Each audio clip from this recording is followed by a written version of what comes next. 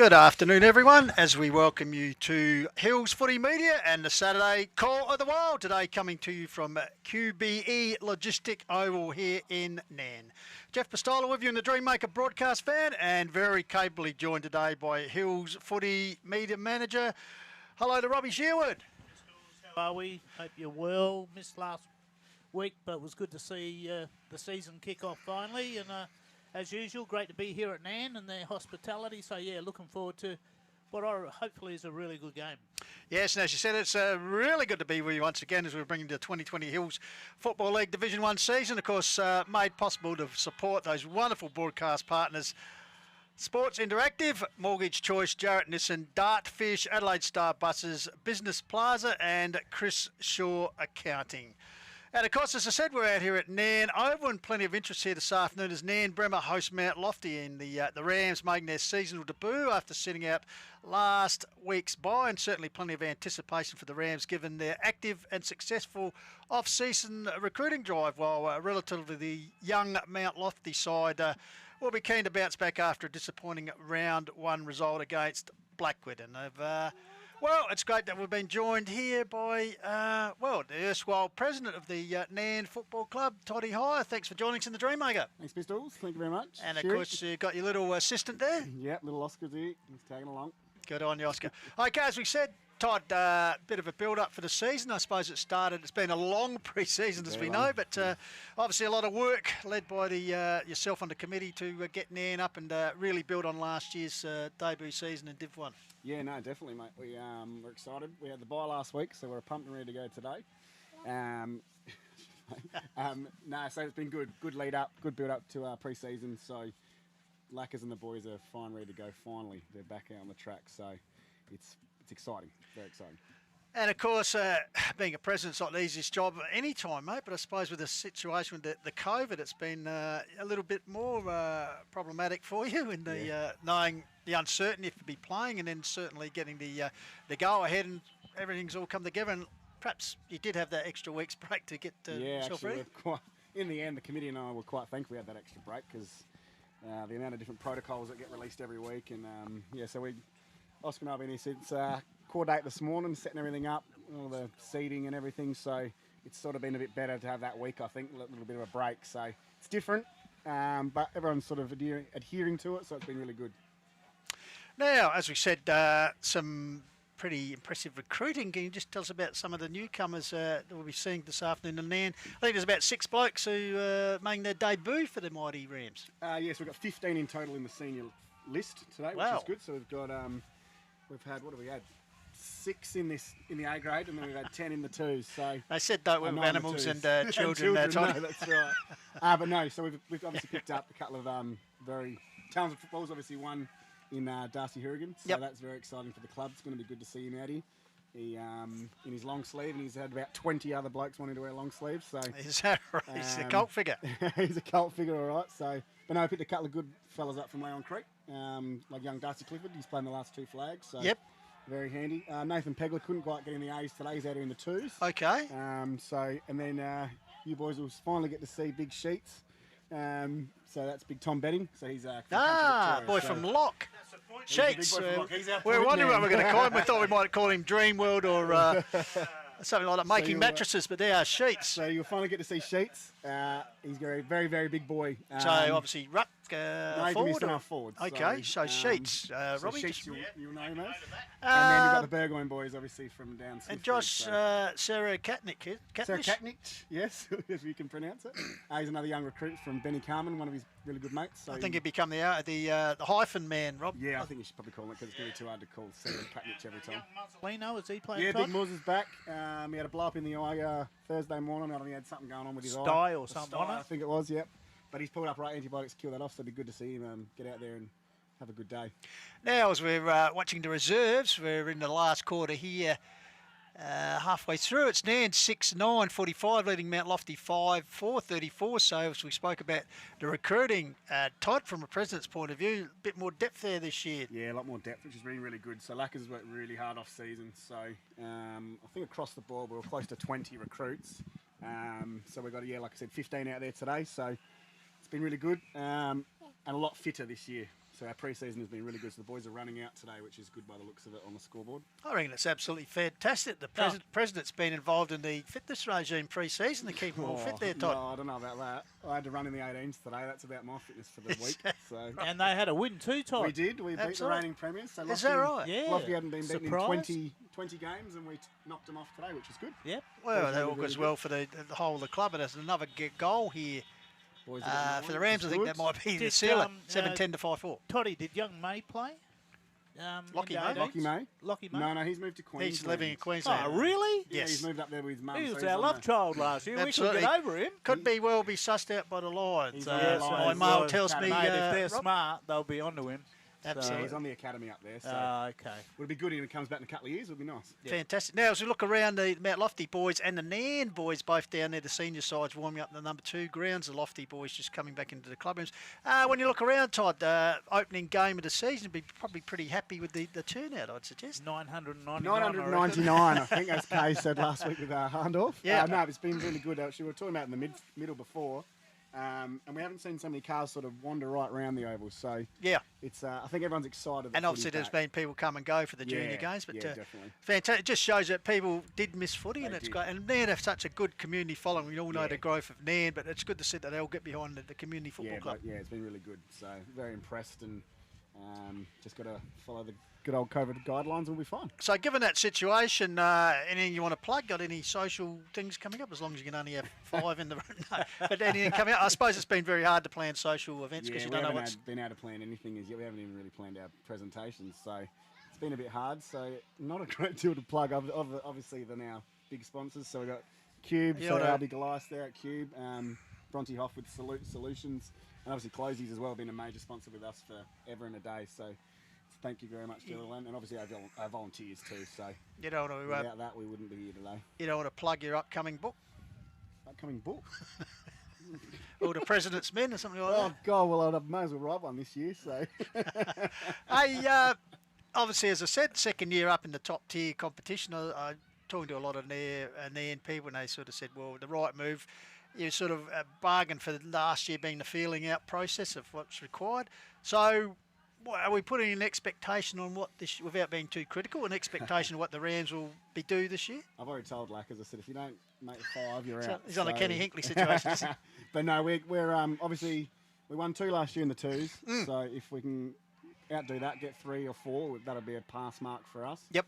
But obviously Lackers obviously wants to get in the 5. So and the 2s obviously we won we won one last year. So if we can get a few more under our belt with Well, these guys, it'll be you're good. well So, on the way to getting halfway there. Yeah. 7-10 to 5-4 here, So- 14 minutes gone. Yeah, so no, it'd be good if we can get a few more under our belt.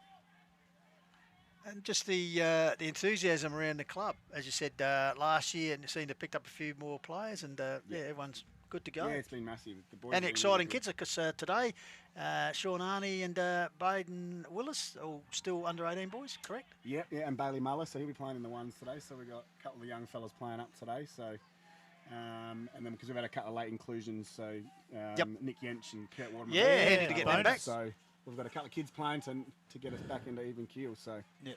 it's exciting times with our kids. So playing. the season becomes more of an endurance situation. In the past, it's a bit of a sprint this year, isn't it? Yeah, normally is endurance. But So yeah, having we sat need out to- that bye, at least you have the benefit of playing right through now to the finals. Yeah, You don't that's have right. a bite interrupted. Yeah, so obviously the 2s sort of copped it early, and as Lack has said in the rooms before, we need to really start well. So because they've had the advantage of playing last week, so we Yep. really need to get out and start well, and obviously win the first 2 or 3, which would be nice. Yep. But I think 5 will get us in. Will get anyone in the finals this year. So if we can get there pretty quick, it'll be nice and handy for sure. Absolutely. And the women, Todd, last Sunday. Yes, they were very, very good, mate. Hey, yeah, we they, beat the reigning Yes, first loss ever for the yeah, so if reigning Uradler got good, we jumped them, which was good. Uradler finished strong, but that was to be expected. They're a premiership side, so.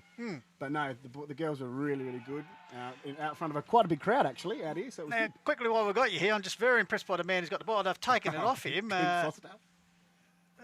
one of the best mullets going around in country football. 69. Oh, Big Cow. He's Cow out in the middle, Harrison, is actually. it? Here he is. Sorry, Big Cow down here. Harrison out in the middle, yeah. So he's a cult He's becoming figure a cult figure, I'd suggest. He is Big Cow. So And he a grew that Nairne- mullet, and he wore 69 in his juniors when he was playing at Okay. Yanks. That's why he wanted to wear it again. And so. a Nairne person was telling me he does actually one of the best splits ever Splits, seen, he does. Russian gymnastics He style. does. Would that be correct? Get him on the dance So very floor, agile as and he's he racing will- down here, and well, they're getting around him. So a goal has been converted here by the Rams, and as you said, Toddy, it looks like they're going to run away with a.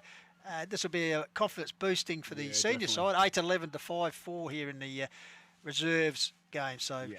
All right, Todd, we know you're a busy man beside running the club and also babysitting, so we really appreciate your Thank you time very here. And much. it's good to see Appreciate it. footy back, and particularly here at Nairne on the opening day of their season. So Beautiful, boys. Thank you very We much. wish you all the Enjoy best. call. Thanks, Thank Todd. you. thanks very much Cheers. for joining us. Appreciate it, mate.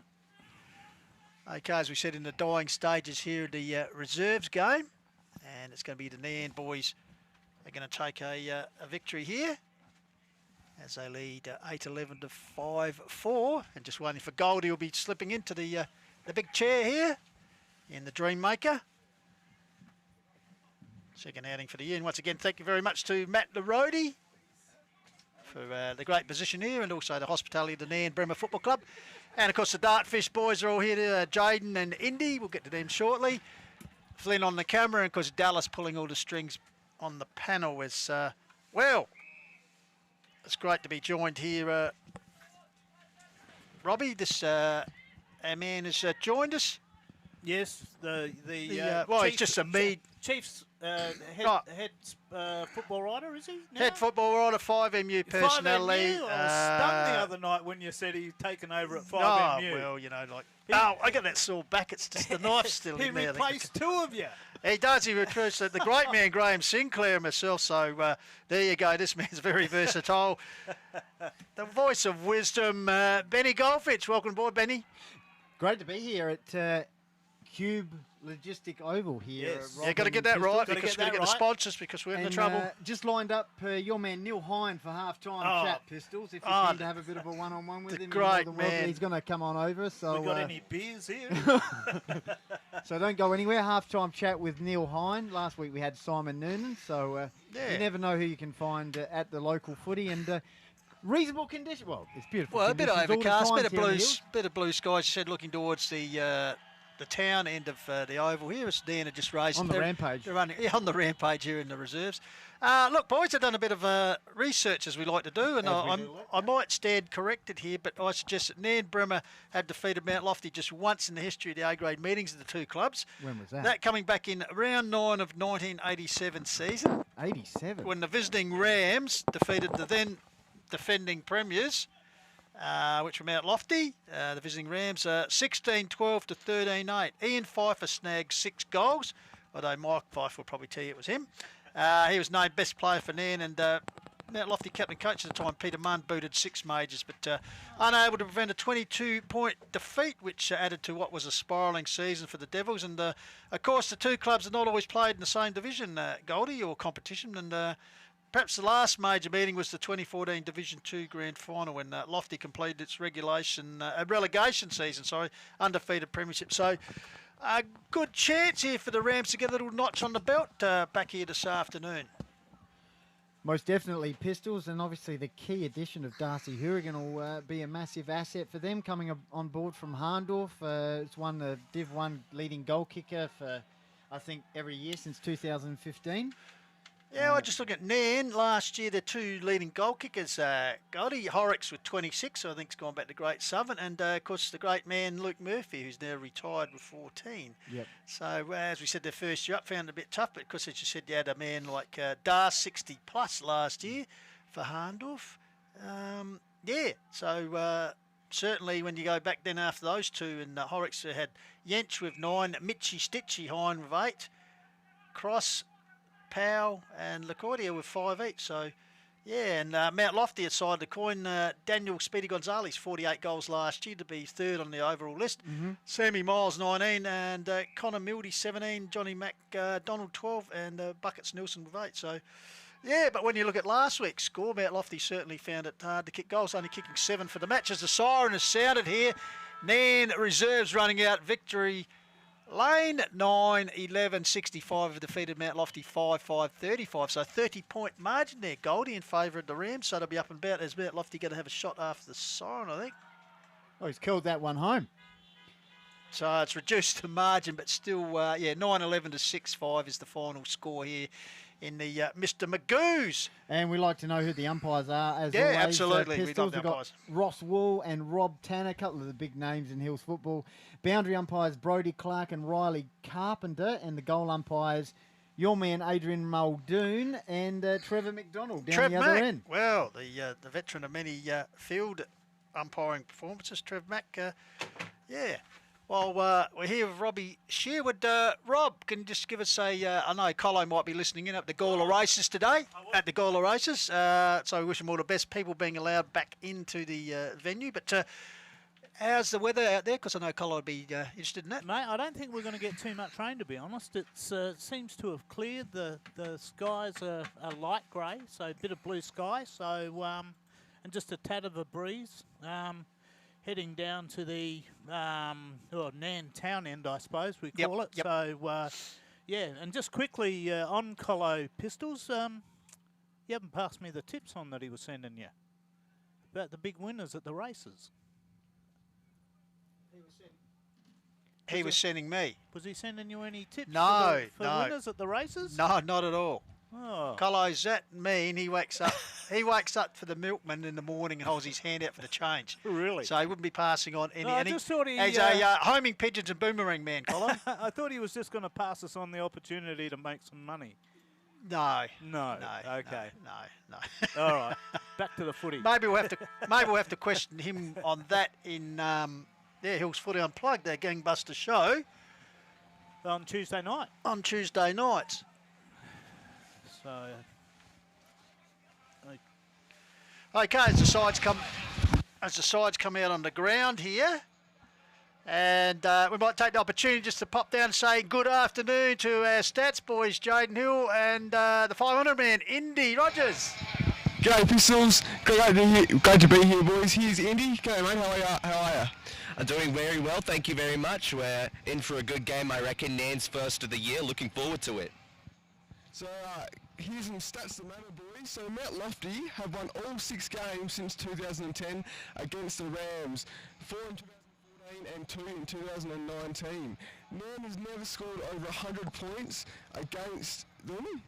And the biggest margin is 81 points back in 2014 in a semi-final at Kersbrook. The closest margin was last year in round 5 of Mount Lofty, which was 4 points going the way of Mount Lofty. And they played once in July, and that went the way of Mount Lofty, 110 to 49. And here's some stats on Darcy Hurrigan. He scored 60 goals. He scored 60 goals against Mount Lofty at an average of 6 goals per game, and he's only been scoreless against Mount Lofty once. So there's some stats on Darcy for you boys.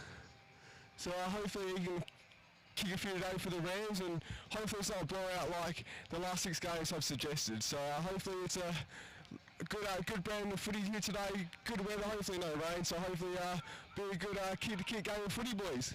What number's our boy wearing? Number 5. Number 5. Das, as I said, the long sleeves, you probably pick him out there. No, there he is, just near the big van. Das, yeah, absolutely, the big Das. Jack Revington back out there this year too. Yep, absolutely. All right, and Mount Lofty, a few new faces there. Connor Healy returning to the fray after a season down at Kingston, and also with the Raiders. He went back and played for the Raiders in their premiership side. Did play in 2012, I think, for Mount Lofty.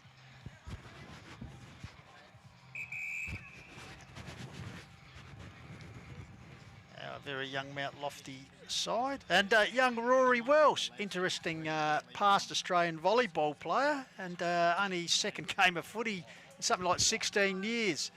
So it'd be interesting to see Rory go up against another ex-volleyballer and Isaac Binder here this afternoon. So meanwhile, the 2 captains, Damien Nichols, new captain this year, and of course Jack Revington meeting in the middle for the cost of the toy. So here we go. Umpire Rob Tanner flicks it up. Damien Nichols has won the toss, and the Devils will open towards the Callington end of the ground. So breeze factor out there, Robbie? You would probably say a couple of goals, Pistols. It's cold more than anything, but yeah, couple of goals. So it'd be interesting to see once they start. Yeah, nerves will come into it a bit for Nairne, I would say. Just settle down and take them 5 minutes or so. So really looking forward to this. Haven't seen a lot of Lofty. So yeah, they're really excited to be seeing Nairne, so which will be fantastic.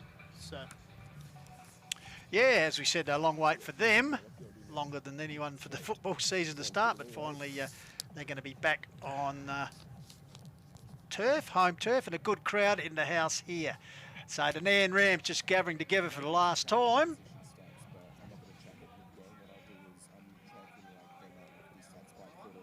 And I know it'll be very important to get away to a good start here. And we've got our sound effects mic out there. You'll probably pick up some Yeah, a bit of barracking. So I'll just let people know, Pistols and Rob, hillsfooty.com. Go to that, watch the match live or listen to it if you're out in the garden.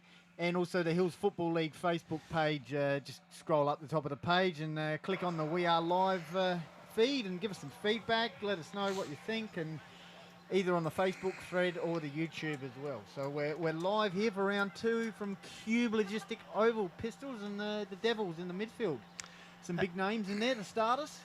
Yeah, absolutely.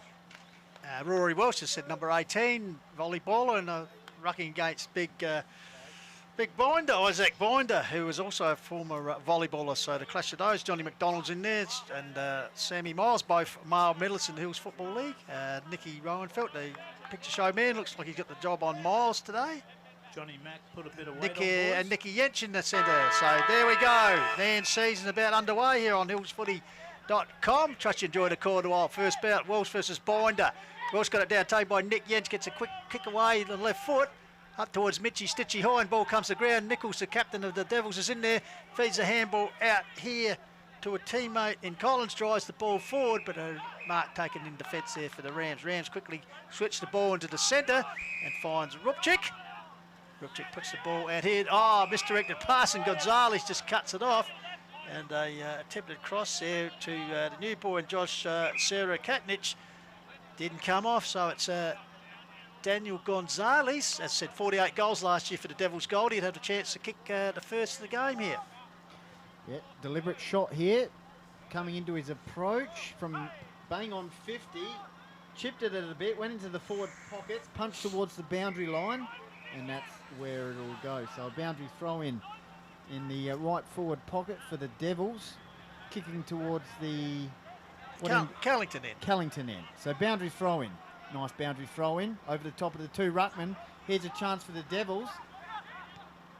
Clearing kick though from Nairne out towards the half-back flank. Lucky Cross. Rowanfelt gets back to Revington, goes gives it to back. Rowanfelt, kicks along the wing up towards the half-forward line, but the Devils will chop out there through Will Butler, Pistols. So Butler quickly in the centre ground, taken by Johnny Mack, who'll no doubt try and get on the left, which he does. Squeezes a kick up the wing and finds Weeks. Weeks on the Gumtree side front of Dreammaker.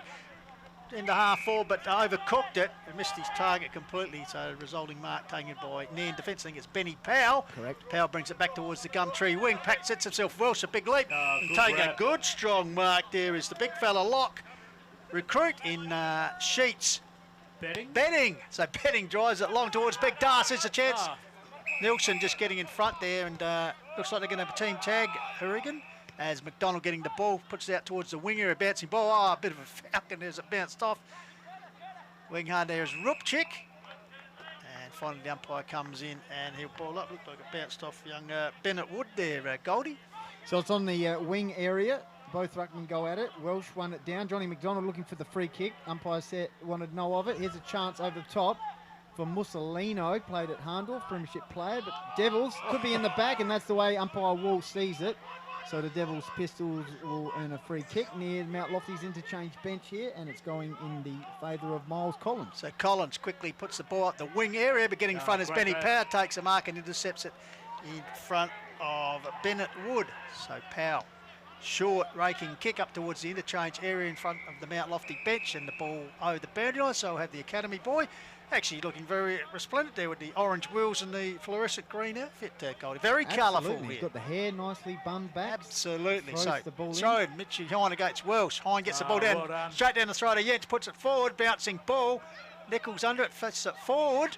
Loose ball, Hine backs up. Comes through his big darts, crashes his way through. He's been set by a couple of Devils, goes to the ground. Finally, a clearing kick by Johnny McDonald high towards the cricket pitch area. Back sets himself over the top of his big bind. The ball comes down, but in the meantime, an infringement to Mount Lofty and a free kick to the Devils. The Devils driving it long. It's Connor Healy. Ball comes down off hands. Oh, nicely well done. stolen there by Nairne, put it out wide in front of the coach's box, and Mitchie Hine, who's been up and about early, gets a quick kick up the line, getting back there off hands once again, taken out there by Mount Lofty through the agency of Kid O'Neill, I think it is. Gets it across to a teammate. An anticipated mark there, I think you'd say, Robbie, on that occasion. Yeah. Johnny McDonald, but yeah, umpire Tanner anticipation, but sometimes He's got to ball it up doesn't now. work out. Of course, He's got to ball it up. Absolutely. So 40 metres out from Nairne's goal. Stoppage. Here's a chance for the Devs if they can work it out. They do. I think it's Damien Nichols. He clears it out towards. Oh, bit of push and shove behind the play. Oh, it's on behind the play at the middle moment. of the ground. We'll have a look at that in a sec, Pistols. Meantime, Dougal Grieve, recruit this year, kicks it inside 50, 1-on-1. Revington backs back. He's got some support here. A couple of Rams players Clifford. backing back. Clifford. Switches on. Oh, nice kick. Can't see the pole. Here's Kurt Waterman. Handball over the top to a teammate. Lockie cross. Lockie Cross. Well, that's not the best kick. He's looking for you, Rob, and that's gone out of bounds on the full. Because won their best under-21 player last year, Lockie Cross. In the, Playing at half impressive- back this year by the looks of it. Absolutely. And, with the peroxide Goldie, it's Darcy Clifford. Okay, the, we'll know Angle him. Creek recruit. So, indecision here from Mount Lofty player in Callaghan. Dirty Harry gets it up the line. Goes Oh! to Haley. He wasn't even gets looking for it. Look away. Handball to the look away was Callaghan. So, a turnover there for the Nairne. That chips it forward. Coming to meet it is Wood. He overruns it. And big Sheets is in there. Finally, the ball out the back to Nielsen, the experienced one, gets the ball up the line. Finds a teammate in the wing area quickly. Kicks in the. This is a comedy of errors at the moment, boys. Taken by Nick Yates. Gets it back here to Mussolino on the left. He nurses it up the line, up towards Mitchie Hine. Well spilt by Nielsen for the Devils. Ball hits the deck. Coming in there is Wood of the Bennett variety. Ball flipped around there like a pinball machine. Finally going to ground. The umpire will come in the ball. Well, that's a forgivable passage of play there, boys. Have we got a score on the board? No, we haven't. We've gone 6 minutes in the opening quarter here. 0-0 each. Qube Logistic Oval, so both sides just settling into it here. Here's Miles. He can do some stuff normally. Kicks it towards the half-forward line. Good work there by Powell, backing he back with started courage. well. Here's a chance. Great hands. Clifford, he'll be distinguished there with the blonde locks into the middle of the ground. Nichols tries to get a toe poke. Here's a chance for the Rams if they can get it out. Might be held up here in the middle of the ground, and that's the way the umpire sees it. Umpire Tanner holds the ball up, edge of the centre square, Pistols. And Robbie Sherwood, touch of blue sky now on the sun break out here at Nairne Oval. Hardly a Perfect cloud to be conditions. seen, boys. All we need is the sheep up on hill, which we've got. Yep. The perfect rural setting out here at Qube Logistics Oval. Ball comes down here to the horse. Carthy got across to a teammate there, kicks the ball out towards the Gumtree wing. Connor Healy there. Well guarded it back there by Hooper. And the team got a teammate in Clifford who kicks the ball high. Oh. Coming across an attempted juggling mark there by Miles Collins, and the ball forced across the bend. And right in front of the Dreammaker here on the Gumtree wing at Nairne Oval. Trust you're enjoying the quarter wild on hillsfooty.com. Throw in Binder versus Welsh. Welsh front position. Binder gets the ball down. Taken by Waterman. Does the old get out of my way, and then handballs back to his North Adelaide teammate in Yetch, who goes out wide looking for the lead out here of Rupchik.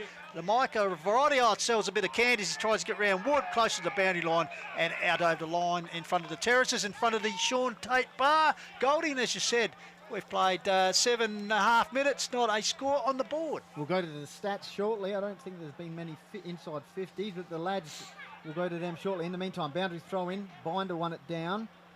Outside 50 here for the Rams, near Mount Lofty's interchange bench with Scott Madsen. Pistols in his 4th year as the Devils coach. He would have been aiming for finals, I'm sure. So a slow start to them last week against Blackwood, and hopefully for them they can respond. Oh, that could be holding the ball. Yeah, he's thrown good. it. So I think Good that's tackle. gone against Weeks. Yep. So free kick here for the Rams. Where's Darcy? He's leading into the pocket here. Here's a chance for Darcy. Oh, good cut off there by the skipper for the Devils this year, Pistols in Nichols. And a good tackle laid there by the big sheet in Betting, of course the boy from Block. Big Tommy Betting, so making his presence as he'll do the ruck work against Rory Walsh here. Betting over the top, gets a knockout. Bouncing ball. Here we go. First one will be Nairne, gets it to big Darcy. Tries the old don't argue. Spins the ball out to the picture show man and Nick Reinfeldt. Nurses one towards the pocket. Mitchy Stitchy. But getting back there is Nilsson, I think it is. Yep. That's Rune Guilfoyle, isn't it? Sorry, Rune Rune, Guilfoyle. yeah. Yeah, Rune Guilfoyle. My apologies. So the former Sturt Premiership defender runs away, then searches a long kick out towards half-back flat line. Chance out here for Drew, comes off hands, then their numbers, taken by Powell, gave the Yench, gives it back to Mussolino on the left, puts it in close to the square, taken there by Nilsson. In the meantime, a push out, a judge. Yep. So Nilsson quickly across the ground and finds a teammate there in Harry Callahan, goes up the line and finds Connor Healy, made his return to the candy stripes. Healy a bit underside in front of the Brontehoff stand there. Chips it further afield. Oh, and set his man up, which was the horse, Carthew, but he stood his ground, the young man, and took a pretty strong mark as Big Binder came in. So Carthew looking for options. No score on the board yet for both sides.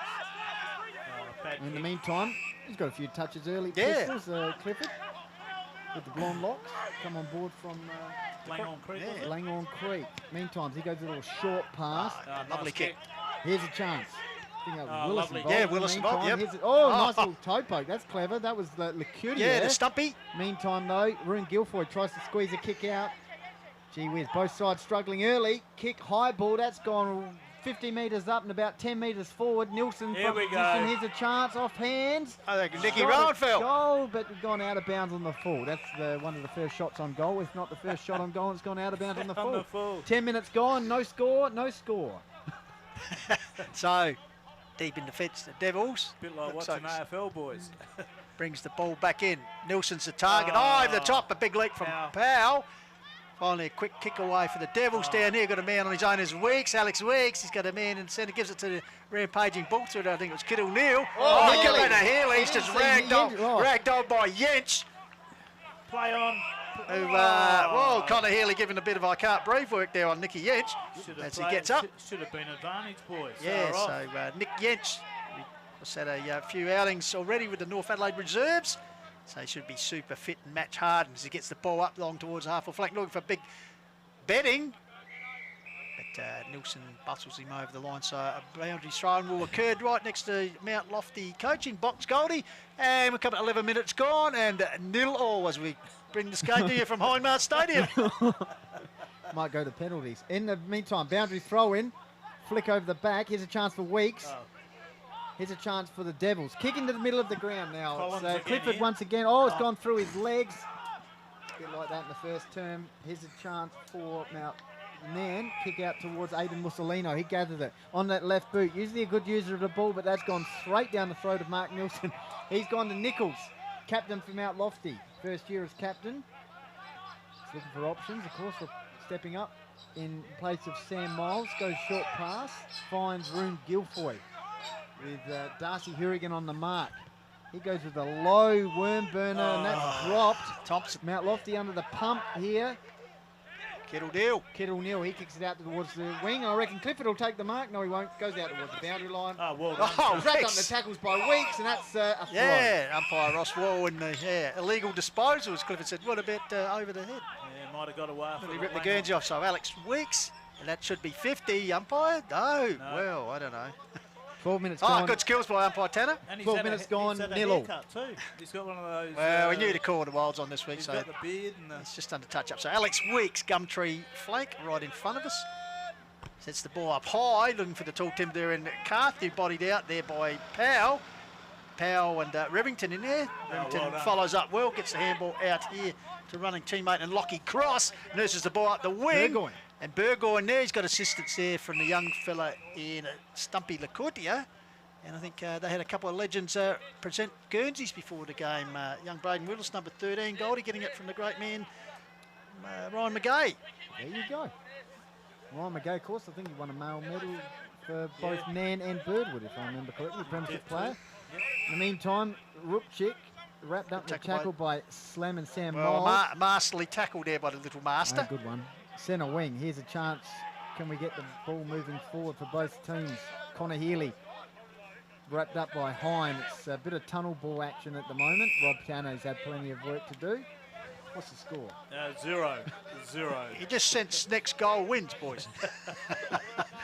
So, 13 minutes gone in the first term. Here's a chance for the really? Devils to go forward. He wants to The get a 50 goal on the there. board. It's Rupchik. The Elijah variety wasn't too happy. So, but 50 or 25 is a boy? well, I don't know. You Oh, saw 50. a 50-metre penalty Yeah. paid last night in the AFL from the back of the square, and the bloke took it on the wing. As was pointed out, it should have been the top of the square. But this one would be 50. So, chance here for Connor Healy, as I said, returning to Mount Lofty after a few seasons away. Of course, played in the premiership, memorable premiership for the Raiders Goldie, and of course spent some time with Kingston in the southeast. So Connor Healy will be some 45 metres out towards the Callington end. Left foot sets it up on its way. It'll be a score, that's no for sure. dramas, no I dramas. tell you what, it's a good score. So Connor Healy, 14-minute mark, first goal of the game, Goldie. Well, they kicked 1 goal in the first quarter last week. Pistols, 7 goals for the match. So they've already on track to, well, they've already equalled last week in terms of goal scoring for the first quarter. So, yes, well, came from a free kick. And Connor Healy nailing it on the left and back at the Devils. And he's in the ruck against Mitch Hine here. And Nick Yench, Rupchik's in there. Elijah, the Nairne. Good conditions here. Yeah, hardly any bruise now, boys.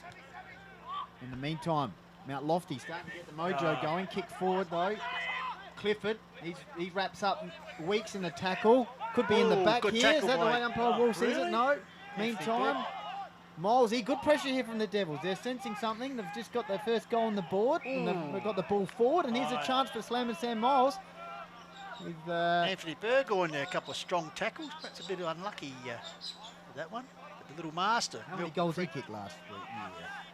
Sammy Miles, 19. 19. So Sammy Miles, of course, as we said, dual male medalist in both divisions, the 2014 premiership season and a couple of years ago, and a memorable acceptance speech at the old mill. Yeah, it had a few. Of course, So Sammy Miles. Nairne had the bye in round 1. Pistols, Devils played Blackwood. So they're certainly, Yeah, got a bit of an advantage up early. and running. So Miles, Oh, nice kick. the little master. Just to the right To though. the right, minor score. Devils 1-1. Nairne yet to get on the board. Jaden and Indy. We'll go down to Jaden and Indy. Boys, so Nairne had 25 kicks and 18 handballs. They've not good going from half back forward. Just can't get the goals here. They've got 10 inside 50 as well. In Mount Lofty. Well, Mount Lofty have been really light on handballs with only 10, but they've been very heavy on the kicks with about 36, although a weakness currently only 1 stoppage clearance, which has proven to be a bit problematic, but they're still making it work further down the line thanks to their halfback, taking a lot of marks. They've currently got 14 next to their name, and all have been very vital to chain linking. Free kick here for Nairne. Switch out the players. Kurt Waterman. Oh, gee whiz, he drops the one he should have taken. He's under pressure here from Gonzalez. There's a couple of Mount Lofty players lurking. One of them's Gonzalez, one of them's Milden. Miles wants holding the ball. Umpire Wall says no.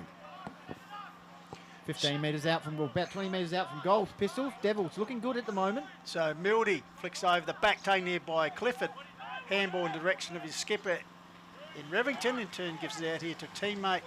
Underground pass. It finds Nicky Reinfeldt. So Reinfeldt quickly moves the ball up here to the run of Rupchik. Handballs it back to Nick Yench on that left foot. Goes long up the line looking for the big fella and betting over his top of his head. Taken away by Sam Norton, playing his 50th senior game. Sons of Johnny McDonald wears a bump well, flicks the ball across to a teammate in Young Wood. He's beset by Burgoyne. Rupchik, he's fitted for a necktie there. Better push and shove as one Rupchik's down, another one comes in. Gave him a kiss. Norton in the hostilities there, so free kick taken here by Elijah Rupchik. So studying what's on offer. Kicks it out towards the Hoff Pavilion, and a good strong mark taken out by Burgoyne. The Anthony variety. So Burgoyne studying what's on offer. Puts the ball, big lead up there for the big fella and betting, punched away from him and right in front of the Borrenty Hoff decking, I suppose you'd call it, where the scoreboard reads Mount Lofty 1-1. Nairne yet to get on the board. 17 and 3/4 minutes gone. Opening term on Call of the Wild. Trust you enjoying it on a worldwide stream. Get involved and let us know where you're watching, how you're finding it. Ball comes out here, taken by Guilfoyle. Gets out to Johnny McDonald. McDonald goes long. Bouncing ball out there towards Kittle Neal. Ball taken here. Finds some space. Devils putting it forward. But getting back there and will take the relieving mark is Hooper. So William Hooper quickly moves it across, cross here, switch to Mitch as Hine takes the mark. Quickly puts it up the line. He's got a loose man here. Burgoyne will carry. Yeah, he got his hands to it, spilled it, backs up, looking for support. He'll run himself into trouble. Just gets the ball away, taken by Healy. Back pedals under good pressure there from Cross. Ball near the boundary line, finally taken away by Stumpy Lacerda. A bouncing ball, well gathered there, toe poked forward by Butler. Finally comes to Ryanfield, gets a wobbly left footer, only as far as Norton. Quickly rebounds the ball out here. It's Clifford on his own if it'll sit for him before the boundary line. Yes, he gathers it, the former Creek boy. Steadies, chips up the line and finds Nick Yench. So 1 goal on the board, 1 goal, 1 Mount Lofty. Nairne yet to score, 19 minutes gone. So here's Yench. He'll kick past Nairne's interchange bench. High ball towards the 50 mark. Quite a few Devils down. The umpire's called a free here. And I reckon it's gone to Darst. Yeah, he was in so he's outside 50. Don't think he's within range. He spots nice up kick. a teammate. And Burgoyne. a nice mark there by Burgoyne. So one recruit to another. And Burgoyne, Pistols and Rob, with an opportunity to get Nairne's first goal on the board for season 2020. And the wind has swung around, boys. The Lofty are going with it now. It's only slight, but it's blowing all the cloud away. So Burgoyne, of course, spent some time with Torrens Valley Football Club. And I think a package deal this year, the 3 Burgoyne boys pulling on their maroon and white. So Burgoyne, Anthony, heading towards the town end there at Nairne Oval. And, well, nice sun-blessed oval at the moment. High kick. Will he get Very the distance? high No, Nilsson in front. Also good defensive back there. Ball over the line. Bit of push and shove. Miles and big betting. And little Sammy hits the decking. So the big boy from Lock. Just Like a rag doll. yeah, Sammy. showing his presence. So betting against Welsh. Ball comes off hands there. Oh, strong attack on the ball there for the Devils. Comes out here towards Miles. Under pressure, got a ball back here to Welsh. Play on, so it's umpire Wall. He's going to play a free kick, bouncing ball, taking Rivendire. Cleverly tacks it down the throat of Hooper. Goes up the line and measures the kick and finds Kurt Waterman just on the boundary line. Would have been centimetre perfect that. So Waterman sets it up high to the square. I think Devils are outnumbered. There's a chance for Rootcheck, but in the meantime, a free kick has been played, yes. Well, there's about 4 Devils onto Big Darce here, so we knew what the outcome of that was probably going to be, Goldie. Yep. Last line of defence. Looks like Room Guilfoyle is at Pistols down there. So Guilfoyle, as Pistol says, premiership player at Sturt. Or could chop out. Here's a chance for Waterman. Usually dangerous in these positions and finds Darcy. Well, that's just So here's another a bad chance. defensive area, Rob Sherwood. Here's a chance for Darst to get Nairne's first goal for 2020. And I reckon he's, well, basically a soda from this position. That's a coach killer, that. That is Well, a coach killer. Yep. When you're clearing out a defence, you've got to find, particularly in the corridor, then just coughed it up too easy. Well done by Waterman. And luck's a fortune. Big Darce playing in front, the ball filling his hand. So as Goldie said, would be a soda to kick this one and open his goal-kicking account for the Nairne Rams. You'd think so anyway, wouldn't you? There we go. This is that one as they get around him. So Darcy Hourigan. Come from everywhere, boys. As the scoreboard tells the story, a goal at the 21-minute mark to Darcy Hourigan. So to say goals are a bit sparse would be an understatement, boys. Mount Lofty's only goal coming at 14 minutes. Now Darcy Hourigan 21 minutes. And after all that, Nairne 1 goal, trail Mount Lofty 1-1. So a 1-point margin in favour of the visiting Devils here on Call of the Wild. Trust you're enjoying our coverage on hillsfooty.com. How do they get involved, Goldie? Yeah, Hills Football League Facebook page. Scroll up the top of the page there and just click Watch Live. And also hillsfooty.com, Pistols and Rob, all the action there. Just click Listen Live or Watch Live. And all the action here from Qube Logistic Oval today. Mount Lofty 1 goal, 1. Nairne Bremer United 1 goal, 23 minutes gone. Here's a chance for the Rams to try and break through there. Nick Is it Nick Yench? So it's right in the middle of... So 2 ball-ups already, Goldie, and the ball has really moved out the centre. Beautiful conditions at the moment. Here's Absolutely. a chance for Mount Lofty, trying to kick the ball out towards the wing here. Oh, got to be a free, surely. Yeah, Kittle Neal going in Elijah heavily. Rupchik. Rupchik. Always a bit of excitement when the Rupchik boys are around, fellas. You're never left wondering their commitment for the ball. Binder gets the ball down, taken by Yenches already, and Miles wraps him up in a tackle. So two of the leading playmakers for both sides contesting there. Umpire Rob Tanner with a bit of a smirk on his face. Puts up Binder versus Welsh. Binder gets it down. Carfew wrapped up in a tackle by Rupchik of the Elijah variety. Mount Lofty runner Dave Bennett, Pistols, just calling the shots Yes. here near the cricket pitch area. I hope he delivers messages better than he takes outfield catches, Goldie. Nice, good call. Big call. Comes up here, the big betting, the big man from Lock He's on the stuck. left foot, puts it up towards Hurricane territory, but leading the race for the ball and taking a good Good mark mark. there. Defence. Nichols, yeah. There's Nichols, Magic, the skipper. Chips it across here to Johnny McDonald, the past medalist. Goes short to another medalist, and Oh, Miles coughs gee it up, whiz. but he only wanted to give it back to Macca, so he's just sucking them in. And passes up the line and finds Miles. Collins in turn gets it back to the skipper and Nichols. Well shepherded by Kittle Neal as the ball goes forward. Oh, big bit of- weight there from Drew, the Oh, former he's paid. Raiders boy, but He called umpire it Tanner push. said no, he infringed on his opponent, so unfortunate, but spectacular, but unfortunate, and that'll be all she cried. So the siren goes after a very low-scoring first term here. Mount Lofty 1-1, Nairne 1 straight. So 1 point ball game here at Qube Logistics. Put the teeth back in. Oval, Goldie. Yeah, just have a look at the goal kickers list here, Pistols. Just take my time here. Yeah, 2 goal kickers. Connor Healy 1 for Mount Lofty at the 14-minute mark, and Darcy Hurrigan, first goal for the Rams from a set shot at the 21-minute mark. So as Pistols said, the Rams 1 goal, Mount Lofty 1 goal 1. Well, I guess you can put it down to two sides who are desperate. Obviously, Devils, as you said, that, well, Blackwood could be up with the money this year, so we can't read too much into a young Devils side. Blackwood, giving them a bit of a touch-up last week. Of course, Nairne making their first appearance for the season. So as you said, at least Mount Lofty have the benefit of a run under their belt. Yeah. And a lot of anticipation on Nairne, so perhaps they'll be pretty happy, Rob Shearwood, to get that opening term out of the way Yeah. so they can settle down. Yeah, they had a lot of the ball across half back, didn't they? They just couldn't penetrate, and yeah, I mean, it was scrappy though. You could tell, both sides realised Lofty need to get a win. And if they lose today, they can kind of say, well, it'd be so deflating towards the start of their season if they've got aspirations, to make the 5. But I mean, I reckon it'll open up. The sun's out. It's perfect conditions now for footy. So hopefully. All right. Well, we'll go down to Jaden and Indy for the stats that matter, boys.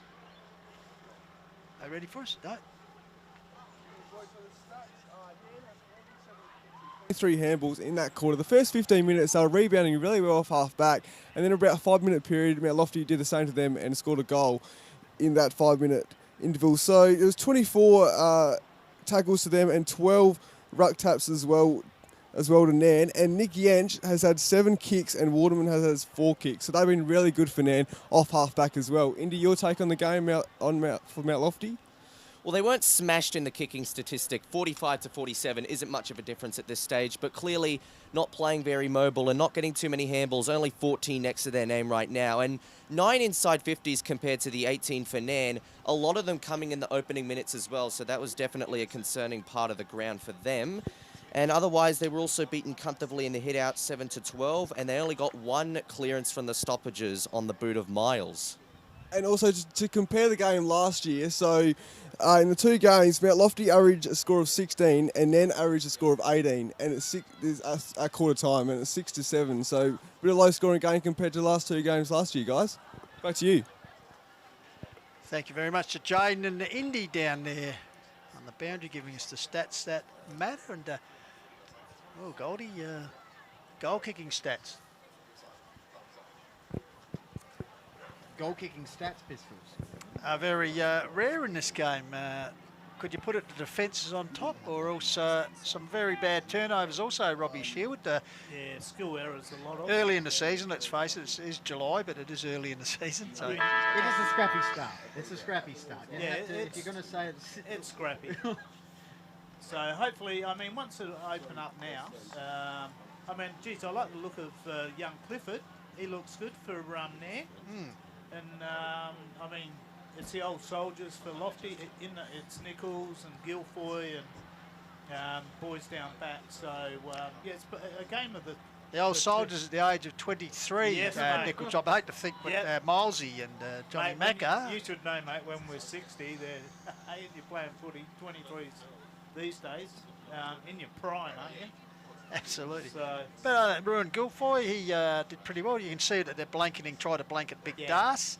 A couple of times he was 4 against 1 there. So perhaps, just- perhaps if they'd lose the announce, because that meant there was 3 other Nairne blokes running around loose. just a few occasions, wasn't there, Robin? Pistols, their players getting handballs that they weren't expecting, and Yeah, well, a classic. fumbling marks that we wouldn't normally see. and it could be due to Goldie to guys having not played that often together Yep. as well. So, All right, boys, as we go around the grounds, Loberthal 5-1 and Uraida 2-1 over there. So, yeah. Of course, the Tigers won last week, Pistols and Rob against Onka Valley. So yeah, grand final preview, I've tipped that as. So it'd be Onka interesting. and Lobie. Yeah, it'd be interesting to see if anyone's got a score at Blackwood Harndorf. That'd be fantastic. And of course, next week the Dreammaker heads out to the Valley of Praise, and looking forward for that game, boys. Lobie and Blackwood. So, but at the moment, as we said, Loberthal 5-1 leading Uraida 2-1 in the game at Cabbage Park this afternoon. We'll attempt to bring you a few more scores. Goldie. Yeah, just starting in the middle here, Pistols and Rob for the Devils. Miles in the midfield, of course. In the ruck is Rory Welsh. Yep. We've got Johnny McDonald in there. Can't pick the other player who's on the other side there. Yeah, Connor Healy. Connor Healy, I think it is. you're right. Number 1. Yep. I think. We've got the Rupchik Yep. lads in there. For Nairne Of course, Binder. and the ruck. So, Nairne will kick towards the left of screen in this second term. They got the last goal through Darcy Hurrigan. 1 goal they are. Mount Lofty 1 goal 1. And Pistols will get us underway here to start the second quarter from Qube Logistic Oval. It was the Connor Healy lookalike in Miles Collins, boys, was the other boy. So back in the centre for the restart. Welsh got the ball down, taken here by Mussolino, gave the Yancey, coughed up, taken by Weeks, gets it back to Johnny McDonald, a right foot kick. We love to see that. From the Mellis, puts it up the line and taken up, lace out by Bennett Wood, skilled on both sides of his body. Puts it towards Gonzalez, but chipping in and taking a mark. Is Benny Powell. He was good in the first He quarter. was very good. Tips the ball out wide, looking for Nucci Hine. Ball comes to ground. The Ryanfeld's in there. Mitchy Hine follows it up, but he's well blanketed there by Grieve, I think it was. So once again, umpire will come in and ball it up. So early stages of the second quarter. Hopefully it's a bit more free scoring than the first one. Only 2 goals kicked between the teams. Ball busted out there. Finally taken by Revington. Gets a quick kick up the line. Bouncing ball towards Mitchy Stitchy Hine. But the ball beats him over the boundary line. So Coach Daniel Luckenby up there in the Mike Pfeiffer Pavilion, the coach's box, barking instructions. He'd be pretty happy with his side. Only kicking to 1 goal, but only trailed by a point at this stage. Devils 1-1. Nairne Bremer 1 goal. Binder. Welsh, ball comes down there, left behind by Rupchik. Bouncy ball, Rupchik goes back in with the body. Fed out the back door out here. Oh.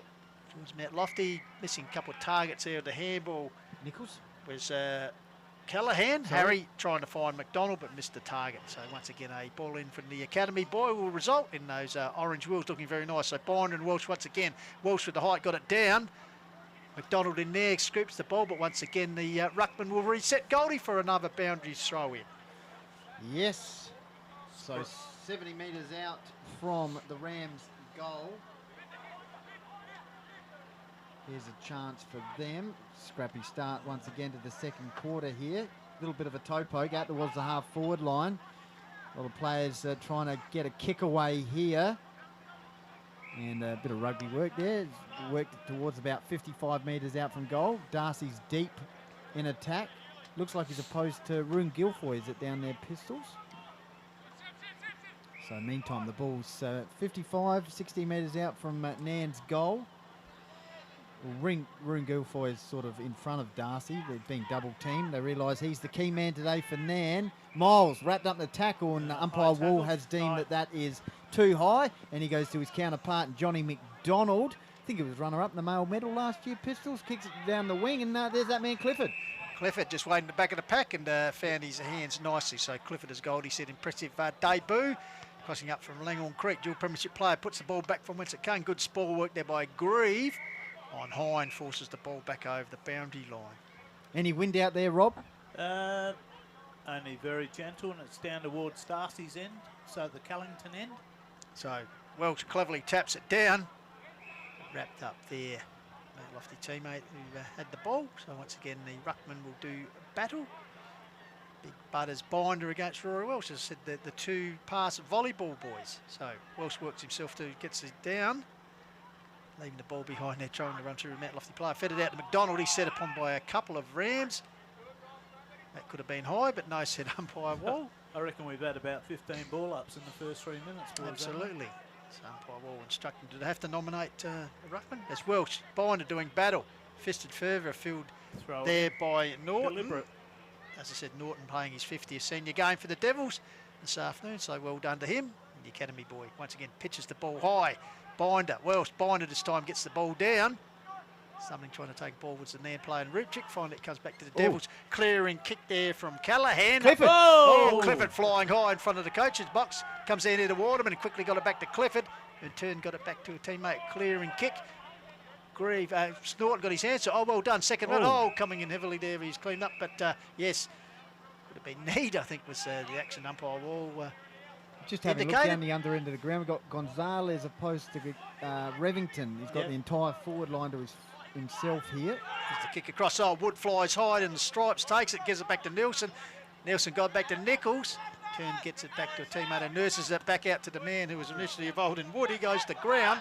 Finally comes back to Buckets. Nelson, a bit of clever turn and gets him out of trouble quickly. Puts it up towards Kittle territory, uses strength. Big strong mark by the big strong Kittle.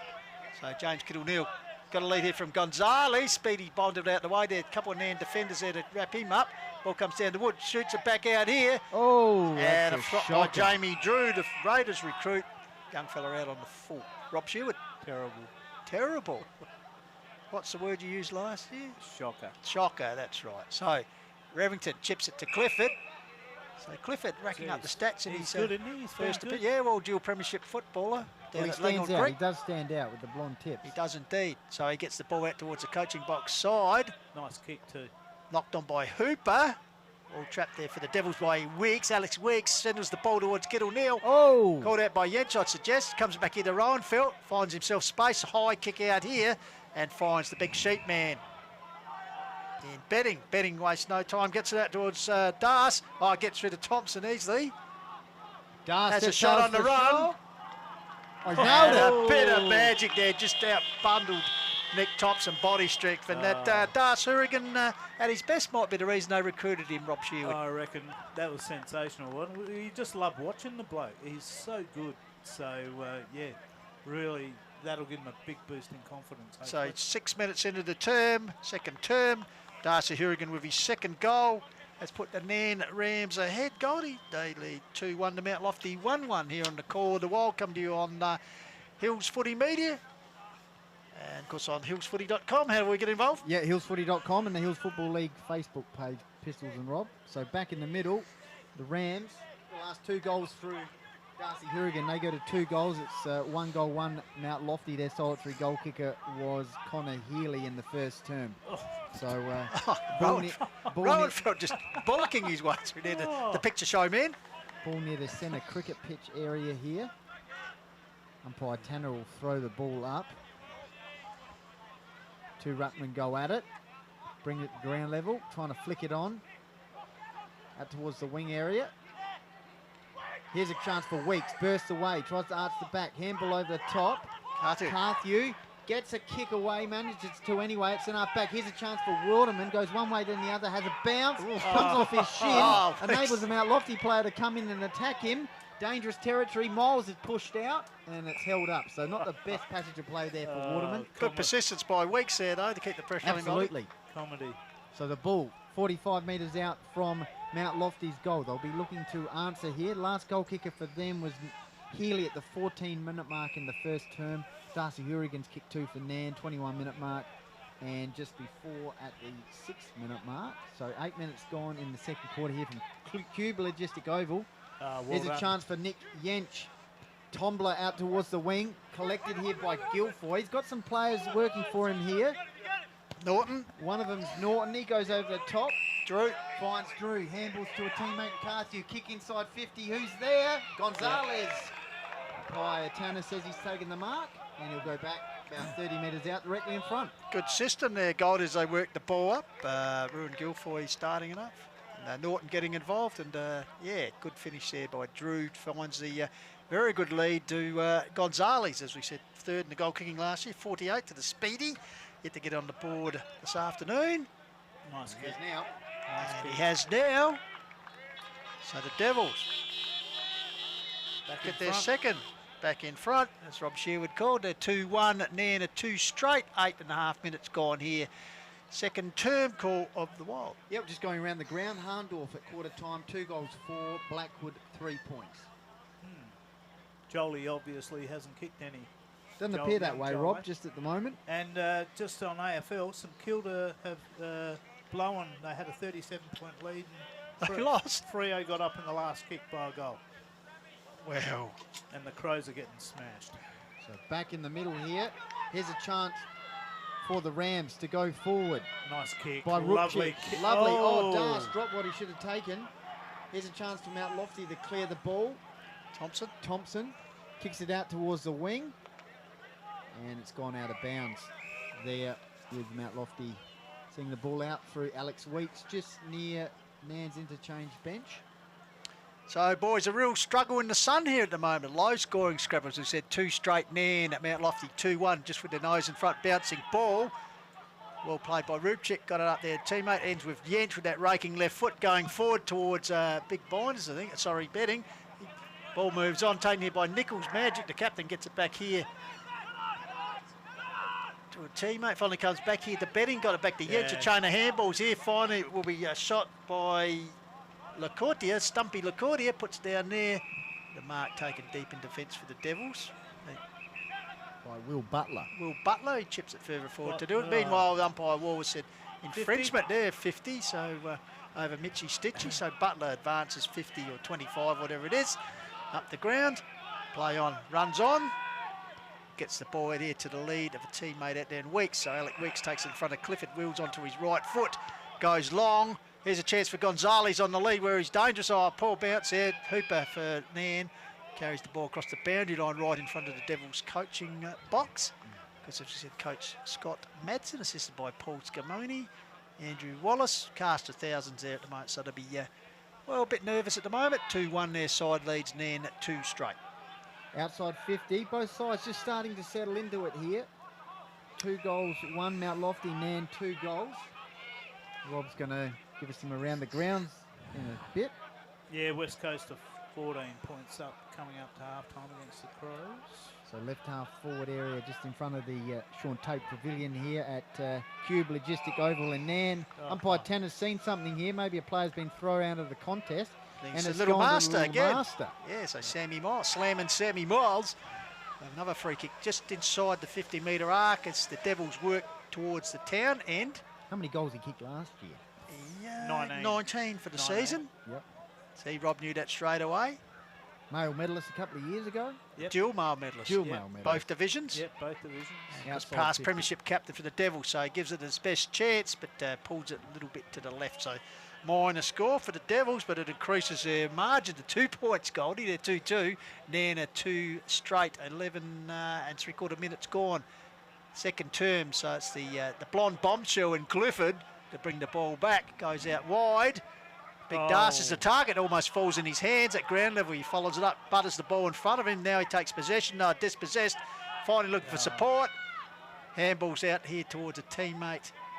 And young fella in Willis, finally a clearing kick forward.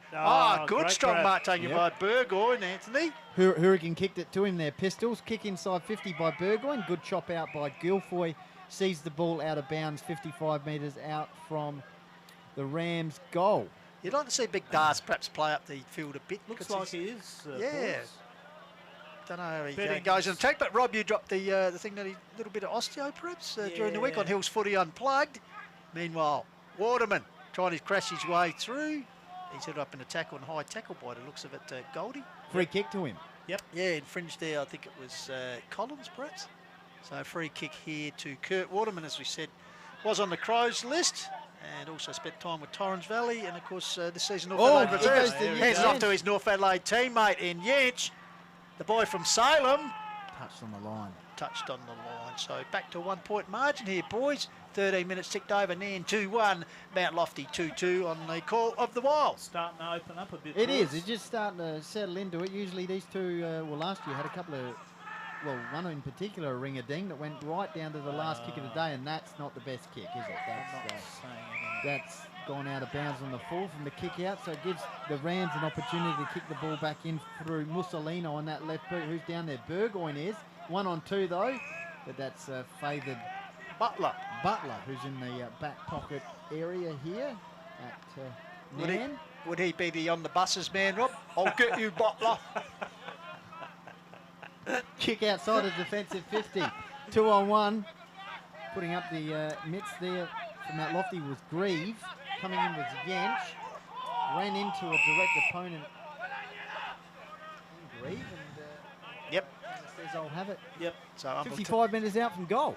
Tanner. So Mitchie Hine and Healy doing battle. Ball goes to ground. That was like last tango in Paris, that. Absolutely did. I wonder who brought the butter, Rob. But the umpire say, I'll ball it up. So once again, Healy and Hine. Hine works his way to the front. Holding on is Yep. the call from umpire Tanner. So Mitchie Stitchy. Das is calling it for a long here. Yep. And Butler. And the betting. Goes in that Big check for direction. Nelson in the Here box we seat go. there. Nelson holds his Oh. ground courageously. Ball out the back, taken away by Nichols. Toe pokes out wide to the direction of Wood at the Bennett variety. He's under pressure there from Cross. Bouncing ball. Finally comes in there, putting his body on the line was Waterman. Round the corner by Rowenfeld. High kick towards the pocket, but Buckets Nilsson in the front of the bus and takes the mark for the Devils. Chips it across here to Guilfoyle. The Sturt Premiership boy chips it further afield out into Butler. I got this one, he says, as he chips it forward and finds Miles. The pass skipper feigns a handball, then gets one up the line to Drew. The former Raider junior gets ball, loses it, goes back. Smothered down. Good work, persistency by Kurt Waterman. Made sure the ball was forced over the boundary line. Couldn't Couple see, of boys. 14s just going at it there. Nick Yench just let him know that he's stuffed up. Couldn't see, boys, because the post in the way. But anyway, throw in just down from the Dreammaker on the Gumtree side. Healy, Hine gets the tap down. Waterman once again dispossessed. Taken there by Burgoyne, gets a backward handball towards Nick Yench. He's got room on that left foot. Tumbles one forward, getting out there is Nilsson. Fumbles what he should have taken. Good enough to get it back to Butler. Butler with a sweeping handball out to Sammy Norton, the 50 gamer. Has a bounce. Draws an opponent, gets to Johnny McDonald, thinks about giving it back. Darcy, Good tackle, good Darcy. chase by Darcy. Hurrigan play on, says the umpire. Bit of feeling creeping in. Here comes Kittle. Neal grabs the ball, tries to bollock his way away from two Rams. Slammed it at a deck off the top turnbuckle. Goes to the ground. And I tell you what, Willing here and McDonald down there. Darcy comes back to see if he's all right. But a great chase there by Darcy and McDonald. A little bit of trouble there. Rolled his ankle. Centre wing. Game starting to go to another level here. 2 goals, 2 Mount Lofty, Nairne Bremer United, 2 goals, 1 goal kickers for the Rams of the Hurrigan. And also Gonzalez and Healy in the first quarter. Healy kicked the goal, Gonzalez in this quarter. And the umpire wall was around the action. Says, I'll have it, centre wing. Just going around the grounds. Quarter time, Loby 5-1, you're over 2-1. Hahndorf 2-4, Blackwood 3 behinds. Carthew tries to flick it on cleverly to Miles. Here's a chance. Kick forward there for Mount Lofty by Norton. Here's a chance Drew. at goal by Drew, and that's gone out of bounds, minus score. Point, was it? Point? Yep, minus sorry. score. Out of bounds minus score doesn't make sense, does it? No. It was a It point. was a point. A point. Meanwhile, Clifford brings the ball out, but Stanley's ground take a solid mark. Here's a for go. the Devils puts it forward to Speedy Gonzalez in front of as Goldie called before the packed terraces in front of the Sean Tate bar. So good work there. I think it was Callahan who delivered that ball back inside to Gonzalez. Speedy, of course, on the board already with 1. Of course, kicked 48 for the season last year to finish 3rd behind the champion goal kicker down the other end this afternoon for Nairne. Gonzalez has missed everything, boys. So out in the full, could that be behind, Rob? No, that's an even or upper or Goldie on that one. So Nick Jentz will take the That's resulting definitely out in the free full. kick. Deep in the back pocket, obviously, for Nairne. It's the Shadows crossing here. Gets the ball across to the skipper and Rivington. Rivington in front of the Bronte Hoff decking. Puts it long towards the wing area. Set himself as Burgoyne. Over top was Norton. Also, Carthew, the horse. He goes to ground right in front of us. Holding the ball. Pulled it in under him. Good call there by Robbie Sherwood. Is that holding the ball? Could have been inside Guilfoyle, but in the meantime, umpire Wall said no, and he'll ball it up straight in front of the Dreammaker commentary position. Welsh, Hine, ball comes down, hands and knees was Kittle Neal, ball comes out here to Waterman, gets something of a handball away, but umpire Wall said that's ineffective, so taken by Drew, has a bounce, it doesn't come back to him, the former Raider goes back and gets it this way, that way, gets around, there's a chance, I'll tell you what, if he straightens up, has a ping, up towards the top of the square, Connor Healy, he's out body, goes to ground, good work there, comes back to Clifford, cool and head in the crisis, chips it across and finds Benny Powell for the Rams. Great work there by Clifford. Last line of defence. Cool, calm and collected. Finds Powell. Kicks it out towards Mount Lofty's interchange bench. Gone over the top of a couple of players there. The two 14s who have been added all quarter. Butler and that's and gone Stumpy out of bounds. 19-minute mark. 2-3 to 2-1. Mount Lofty lead. So here's the boundary umpire once again with the long locks and the orange boot. Nice throw in. Two ruckmen go at it over the top of Connor Healy and Hine, flicking out the handball. Could be held on. No, umpire Wolf says none of that. Miles, stripped of it. Here's a chance for Rupchitz. Lovely. Who's he got? He looked out to the wing. No one was there. Kicks it towards Guilfoyle territory for Mount Lofty's under the puppy from Dust. Holding the ball. Umpire says no. Here's a chance for Nichols on his left. The Mount Lofty skipper squeezes one out to a teammate there in Carthew. Over the top, Mount Lofty's trying to work the ball along the wing. And they do pistols and the kick inside 50 and Gonzalez will take the mark. Yeah, great work. Some of the young boys getting involved there.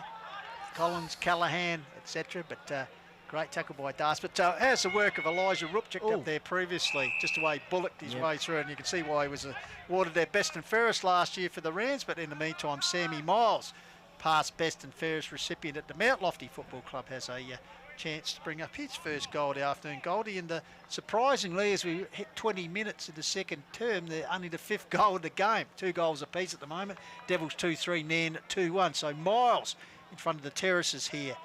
Shane Tate Bar vicinity. So deliberate shot by the little master. Drop punt, sets on its way. I tell you what, the goal umpire has not moved. His teammates like it too. So Sammy Miles breaks a deadlock. The last goal, 9-minute mark. So the Devils have actually kicked consecutive goals for the game, Goldie. Hurrigan the first goal 6 minutes, and then Gonzalez at 9, and now Miles on 20 minutes. So the Devils have raced ahead 3-3 to 2-1.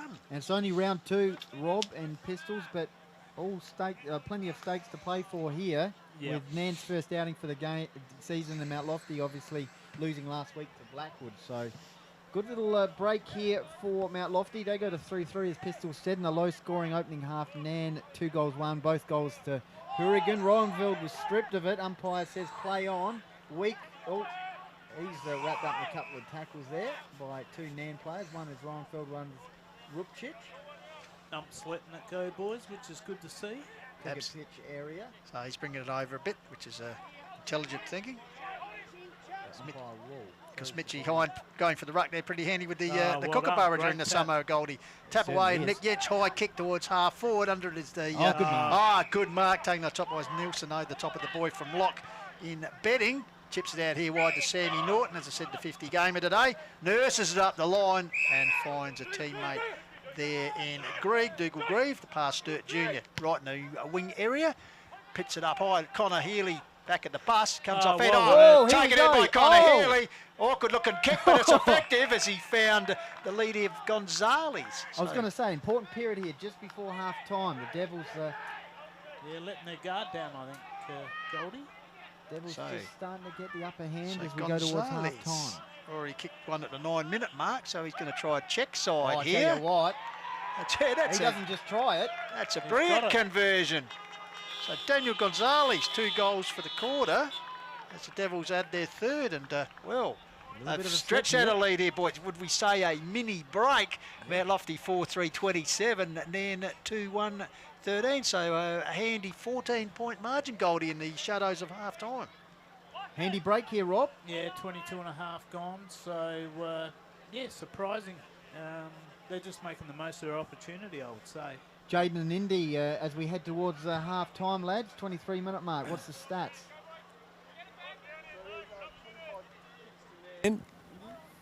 Right now we got 36 kicks next to Mount Lofty. They've really upped the ante, and they've also got a lot of handballs next to their name, 24, which might not sound like much, but compared to the first quarter, of course, it's actually quite a big increase. They've been playing more mobile, and even though there's only been 8 inside 50s, they've really been fulfilling those scoring opportunities they make. Thank you very much to the boys. As always, down on the boundary. More of them to come at half time. With the great man himself, Well, Neil we could Hine. have Neil something. Hine. We could have something special at half time, boys. Yep. So just stay tuned here on hillsfooty.com. Meanwhile, the action back on the field. A good tackle applied by Micah Rupchik there on Carfew. So ball up, flicked over the back by Bind. A bouncing ball, cricket pitch area gathered by Burgoyne. Chips it forward. Bouncing ball grabbed by in the big back. batting. No. He's ridden in the ground by Nilsson. Playing said the umpire. that's a throw. Very quick hands Saw that out there by the He Mount saw Lofty that. boy. And well, Wally Lewis would have been Okay, playing Darce, that here we pass. go. So 1-on-1. big betting. The boy from Lock, Big Sheets. 1-on-2, Goes I long should to Big say. Darce. Oh, no, knee. He's going for goal. No, he's kicked with the room. And taken by Rune Guilfoy.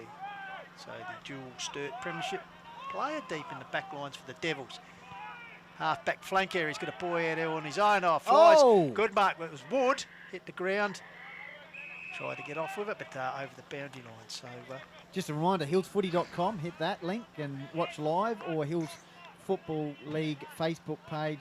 Just click on the Watch Live tab, and we've got the action here from Qube Logistic Oval. Let us know where you're coming in from, any feedback, whatever. Hit up the YouTube forum. So gathered by Big Betting. Oh, run down there with the Nairne player. Oh, comes out here to Norton. He quickly gets it away to Butler. Butler up the line. Here's the leader, Connor Mildy. Mildy takes the ball, will break into the centre. Got a lead on here from Gonzalez in front. Could be a clash here of Devils players. Ball spills out free. Comes to Connor Healy. Backs up his own work. Meanwhile, back down. There's a bit of yeah. Here we go. Kittle Neal is involved there as Someone's seen Ripchick some- comes in. Betting's in there and right in the centre square. And this is getting a little bit nasty there, boys. I didn't see what happened off the ball, obviously. But and the half-time Right on side half-time. might restore festivities. I know there's a bit of push from Javier Miles and the boy from Lock. But I tell you what, still there, Yench on the bottom of the pack. Nairne free umpire kick. Wall saying free So kick, umpire is it? Wall, but Was it free need to kick see for how Nairne? this plays out. Devils don't know it, do they? Obviously, Miles pointing back into umpire Wall. Bit of push and shove still as they break off.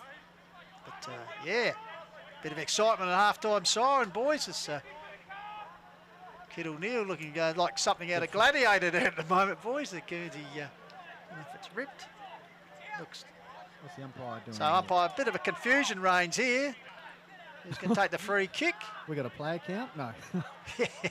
It's a kick. Darce in there, of Drink, course. drink runners involved, everyone. So I think it's- runners are out there. I think it's Darcy's kick, isn't it? The umpire, actually the runners come out to explain to the umpires what should happen. So pandemonium here is Big Darce, bit of push and shove still. It's still going on Oh, here. hello. Oh, sorry, oh! oh! Well, I tell you what, this could be interesting on TV ringside here. Some interesting footage there as another blowout here. Umpire, well, keep control, boys. This is They realise this is the match the umpire. that's I being tell you filmed? what, this is really heating up here at the moment. Heat in the kitchen here. Do they realise this match is being filmed? Wow, the boy from Clifford, he's down there on the ground there. Bit of pushing. I tell you what, this is one of the biggest ones I've seen in Hills football for a long time, Robbie Sherwood. I love it. Well, I don't know about that. It's well, good for the no, game, but no, it's not good for the game. it's funny, but Kid O'Neill, the man who was the main perhaps of cliff. antagonist, he's just standing there on his own. Well, bit of push and shove and binder, but I tell you what, there's spot wars all over the place here. They're just exhausting each other. I tell you what, yeah. The half-time break's more exciting than the actual game leading up to it. But anyway, it's all on film too, boys. so hopefully now peace has been restored. There's a couple of blokes sitting down at the end there, didn't want to really get involved. So both camps, I tell you what, it certainly fired up a game that Daniel Lackenby coming out there. He's asking the umpire what's going on because that free kick perhaps wasn't taken. But anyway, out of that, nothing's happened. After that, nothing's happened. nothing. So we'll just wait and see as both teams waiting to go separately off the ground, I'd suggest, so they don't get... but I tell you what, would have fired things up here at half-time break. So after all that excitement, and no doubt Flynn Rogers capturing all the graphic action there, that could be on the highlights. As I tell you what, speaking of highlights, Can he fit in the caravan? he is here. Where is he? He is here. So. He is here. So, well, I tell you what, Nairne 2-1, Mount Lofty 4-3 after an entertaining second quarter. And I tell you what, that might have been a highlight, but a bit of a highlight is here, being joined by the great man, Neil Hine. Nugget. Fantastic fit to join us, mate. What do you think about that sort of carry on? Oh, look, I probably, I know it looked like I didn't actually see it. I was walking around here. Yeah. Yeah, whether the umpires just needed to get control of that and sort it out, but I don't know. I didn't actually see what happened. Well, I can't say we saw there was a sort of Mount Lofty playing a Nairne bloke as the ball moved on, and we looked back and saw there was a guy down, and it sort of just seemed to escalate, and then, I mean, footy's an emotional game, and just sometimes... It is. It being is. the crowd are on the field, things can get a little bit out of hand, can't they? Now, mate, I always remember seeing a fantastic story about you. I don't know if it was in the Advertiser or the old news when it was running. You training in the water tank down there at Callington on the farm. Was that the makeshift gym, big fella? Yeah, well, that's right. When you're out on the farm, you've got to improvise. So, there was no, this is not, like the modern facilities of gyms when you could just run down the gym and do all this sort of stuff. So me and my brother converted a water tank into a bit of a gym, like an old water tank on the farm, but I can tell you now, when it was 30 degrees outside, it was about 45 in there. I can imagine. That's why you're always so thin, mate. Yeah, that's right. I was in great shape. You're actually supposed to put on weight in there, Nug, not lose it, mate, like a sauna. Yeah, that's exactly right. I could never put on weight, and that was probably one of the reasons, I reckon. Now, your footy started. Did you ever actually play for the old Bremer Callington Club? Well, Bremer Club? it's probably an interesting thing that the first game of footy I ever played was for Bremer Callington. Yep. Okay, when I was probably about 8 or 9 years old. My brother played footy there. I was sort of tagging along, and those were the days where they only had sort of under 17. Yeah, so sure. You didn't have under 15, Exactly. under 12. Yeah, it's open slammer, wasn't it? Yeah, that's right. So you just hung around, and you got a couple of games in, in the under 17s. It's probably a 8 or 9 year old. Yeah, just playing the fourth Yeah, that's pocket. right. Just Oh, you're probably around. rucking, mate. Yeah. And well, the interesting thing is the last game of football I played was for Nairne Bremer. So in the space of 15, 16 years of senior footy, well, from my football career, which was probably obviously longer than that. Yep. Went from the first game for Bremer Callington, the last game for Nairne Bremer. Well, and in between, of course, Nord and obviously the Bears, which you get on. Right. Ramblers, did you play for Ramblers? Yeah, I played for it. So I basically went from Bremer Callington. My brother went into play for Ramblers, so I sort of tagged along. Yep. So I really only probably started playing football seriously when I was about probably first year high school. Is that right? Yeah. So, I mean, you sort of look at footy in this day and age and you go, well, they started under 8s. Yeah, sure. Under Yeah. 10s. Yeah. Well, even I was kicked these days. Yeah. Yeah, that's right. So, back in those days. So, I really only seriously started playing football when I was in about first year high school. And just sort of for Ramblers. And it just went from there through the ranks of Ramblers and obviously a bit further than that. Now, the Nord days, fantastic to be involved because you were involved that memorable 84 Yeah, that's right. from Came 5th spot. Yeah. Yeah, that must have been fantastic. Barmy, what was he like as a... Well, it's an interesting thing. I mean, you look at Neil Barn, you look at him on the... Yeah, if he's talking he's on right, yeah. he's been football manager, he's been a coach Yeah, and every football club, manager in yeah. AFL and Every club he's been Collingwood involved and with, yeah. Geelong Yep. And he certainly, Now he's Richmond. just a fantastic football man. But for some reason, when he crossed the white line, he seemed to get a little bit excited. His off-field persona is a bit different to well, Jeffrey South would be probably.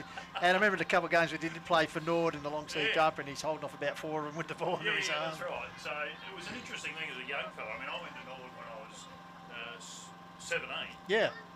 and I basically probably had a bit of a meteoric rise. Yeah. Really, because I went from sort of the under 19s playing in a game of league footy when I was 17. Your first league game? Sorry. Your first league game? Who was that? Yeah, it was at 17 against Glenelg at Footy Park.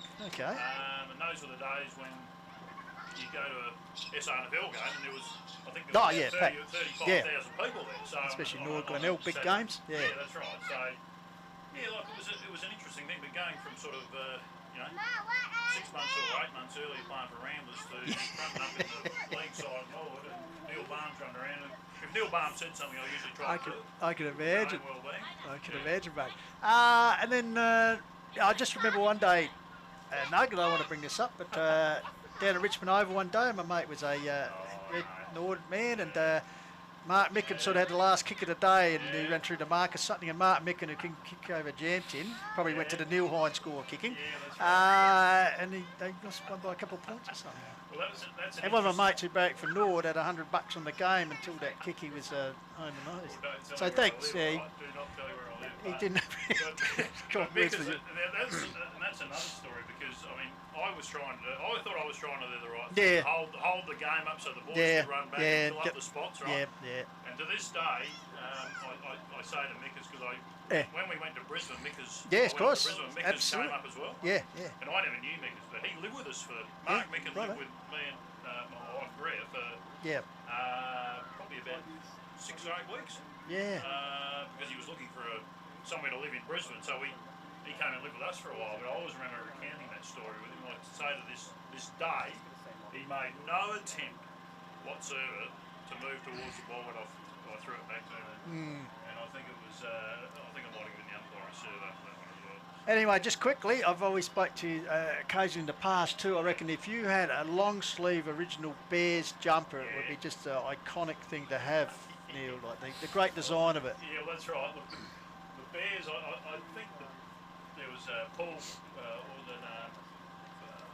The bloke that was starred in Homicide and Paul Cronin. Paul Cronin. Actually played for Mount Barker in the right. 60s. Yeah. He was the one behind the design. I don't know whether he lost his way a little bit on the Bears design on that one, on the front of the Guernsey, but I've got a short sleeve Guernsey at home. So They did show the other night on the footy. You might have seen the Bears first game. I remember it with MCG. You beat North Melbourne, holding up the team sheet, the words for the team song. Well, that's right. You won the first two, I believe, games. Yeah, that's right. So we went down. I mean, we went down to Melbourne, played North Melbourne and MCG. No one expected us. Yeah. And we obviously won the game. We came in and everyone thought, well, what do we do now?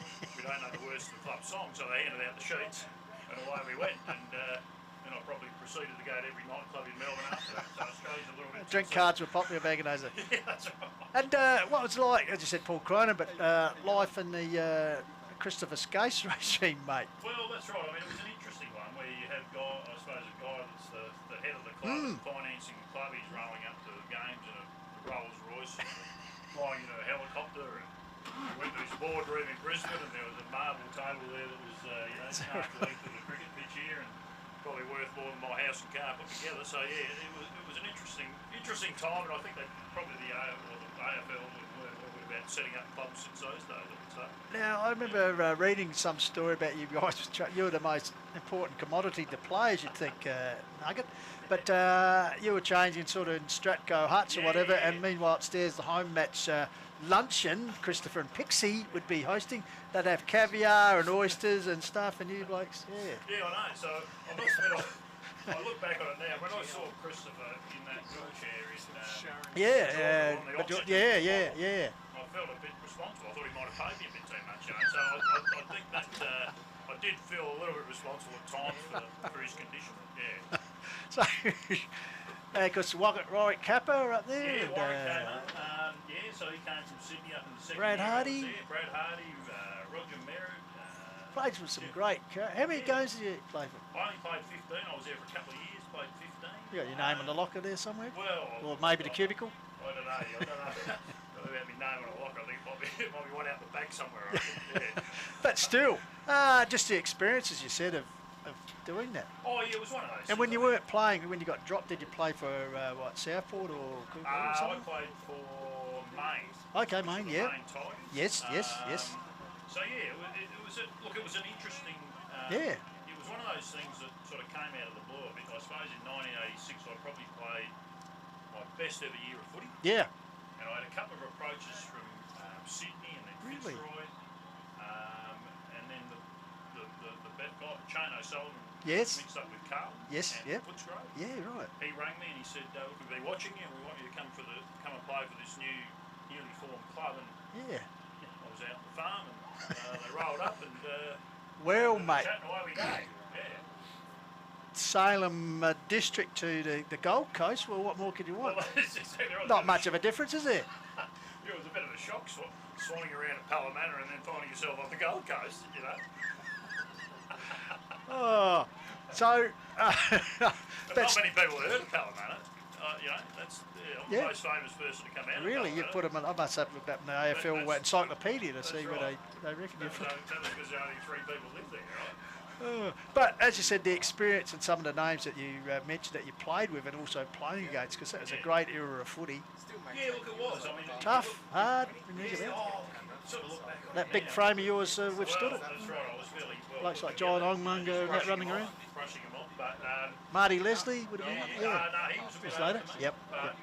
I mean, if you look back on that sort of era of football, it was a pretty good era of football. And even looking at sort of the modern football, I know the game's changed. Yeah, of course. Immensely. I think the players are fitter and more Yeah. skilled, but I don't know whether the game has improved all Yeah. that much Sure, with, yeah. with what's gone on in the last probably few years with flooding and those sorts of things. I think the game at times becomes, sometimes almost unwatchable at times. It is. Yeah, It is. unfortunately. Hey, you're a Lions man these days? Yeah, no, I So you're an active- celebrated their 3 premierships like you wouldn't believe. You know, being- Yeah. So you're still, well, obviously you're a past player, but Yeah, that's any right. chance you get any reunions or something that you've caught Yeah, up we with went, us? we went back to... Or you go to the games when they come here, when they can? Yeah, that's right. Yeah, that's right. But the 30, we went to the 30-year reunion in 2017.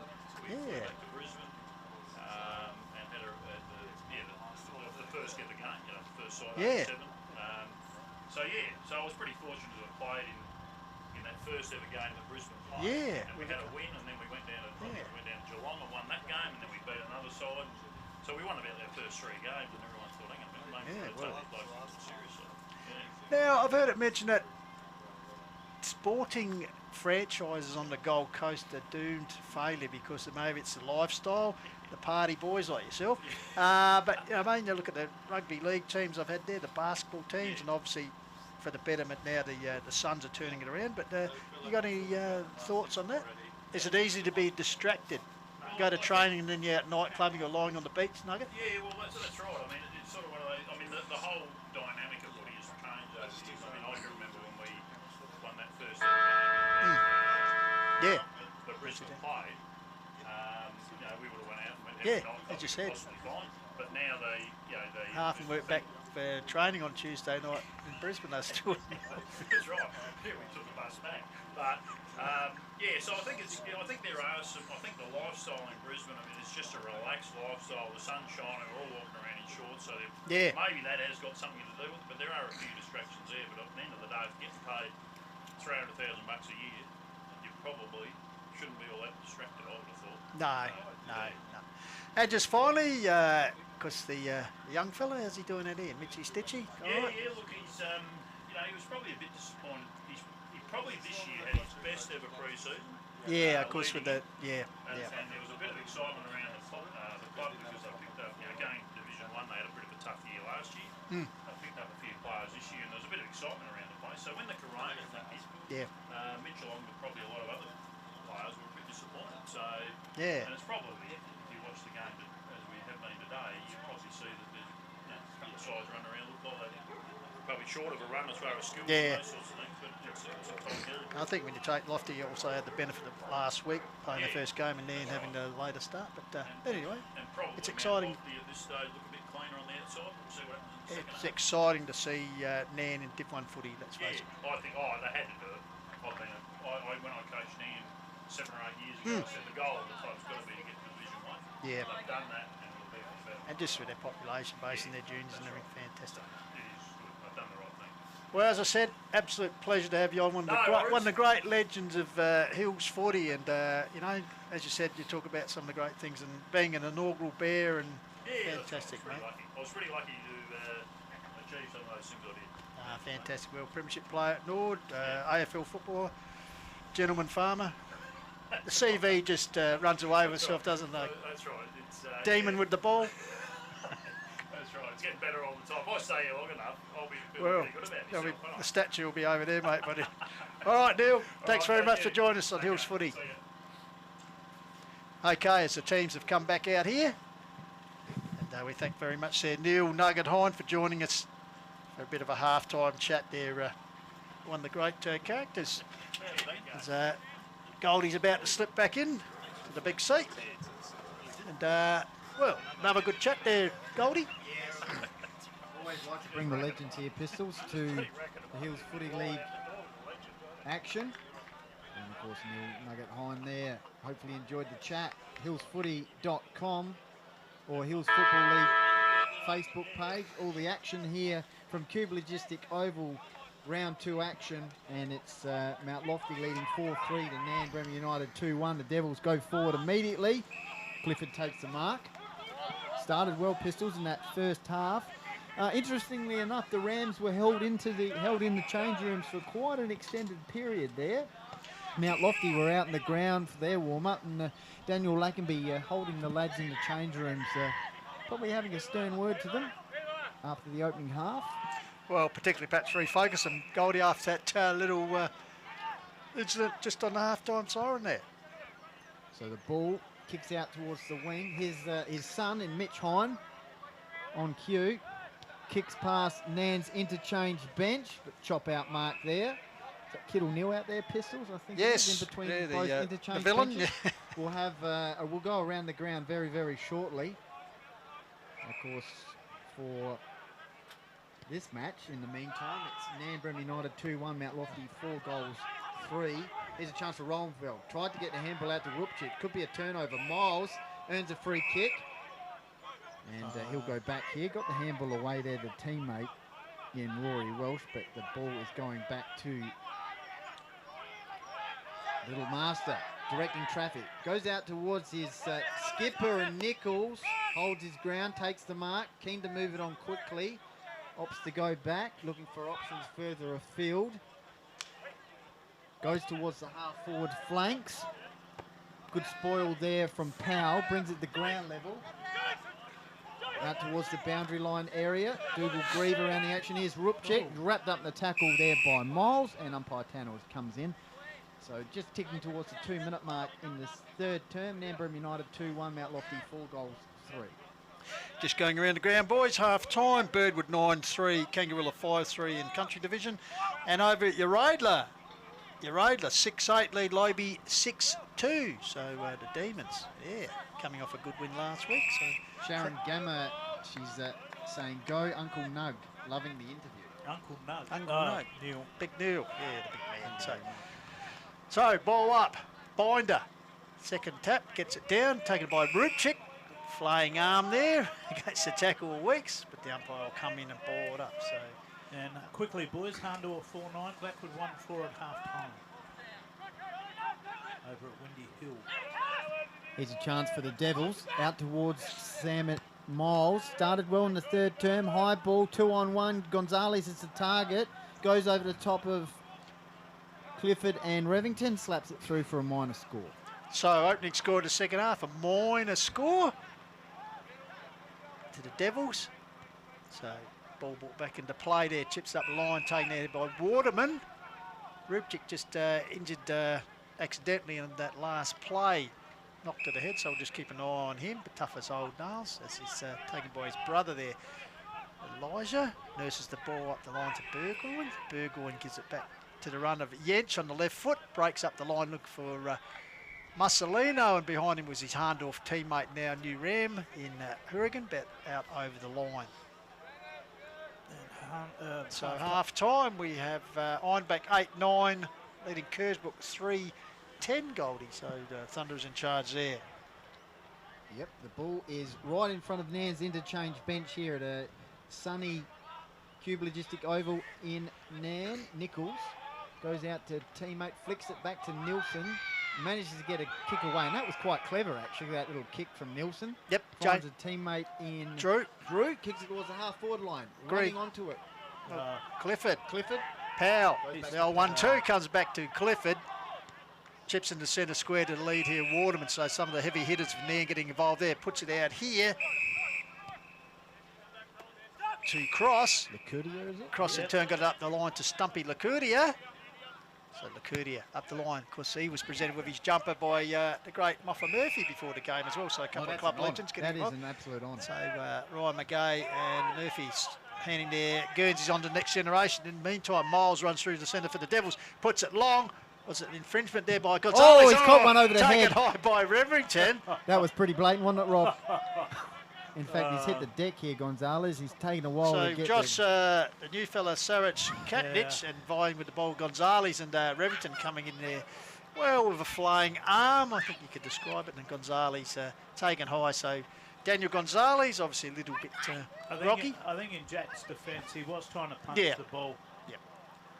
And it dropped on him. Crucial kick here. So Gonzalez, Goldie already with 2 goals in a low-scoring game. Yeah. So chance to kick his third, obviously. He'd be some 30 metres out, straight in front, Cullington in goal. So this would be a vital kick. Just give the Devils a little bit more breathing space. Wobbly and offline. No. So I'd still say a bit of effects there. Well, a bit of effects perhaps from his radar out a bit. So minor score. Jens brings the ball quickly back in, finds Clifford for the Rams. Thought about giving it off, but we'll go back and use the boot. So lead there from Cross in space instead. Clifford going long. Tall Timber Powell's there, big leap, ball comes to ground, locked up in there. Ball with Powell, but the umpire will come in and ball it up. So Welsh up high, Binder got the tap down. In the meantime, he played shepherding out against Welsh by Binder. So Rory Welsh, the comeback kid, second game in 16 years. Tips the ball forward, here's a Kittle Neal, breaks the pack, ball comes to ground. Waterman there, he's a slung tackle off the ball, I suggest. Taken by Miles, curls, runs back towards the top of the square. Getting back there is Revington. He's got support there from Hooper. Hooper grabs the ball for the Rams, chips it up the line towards Lacudia, but the kick is overcooked and falls in the hands of Anderson Wood for the Devils, right in front of the Dreammaker. He'll chip it across Connor Healy, but Miles further afield takes the mark for the Devils. Might back himself here. He's outside 50s. I reckon he's going to back himself here. Take his best kick. He's going to give himself a lot of momentum here on the Perhaps kick. Haven't got the length that he had in years gone by. He's kicking bang on, basically 55. Favouring the drop punt here, boys, yes. With the orange boots. So he'll kick from just outside the 50 arc, in between the 50 arc and the centre square. Real deliberate sort of it's Little Master.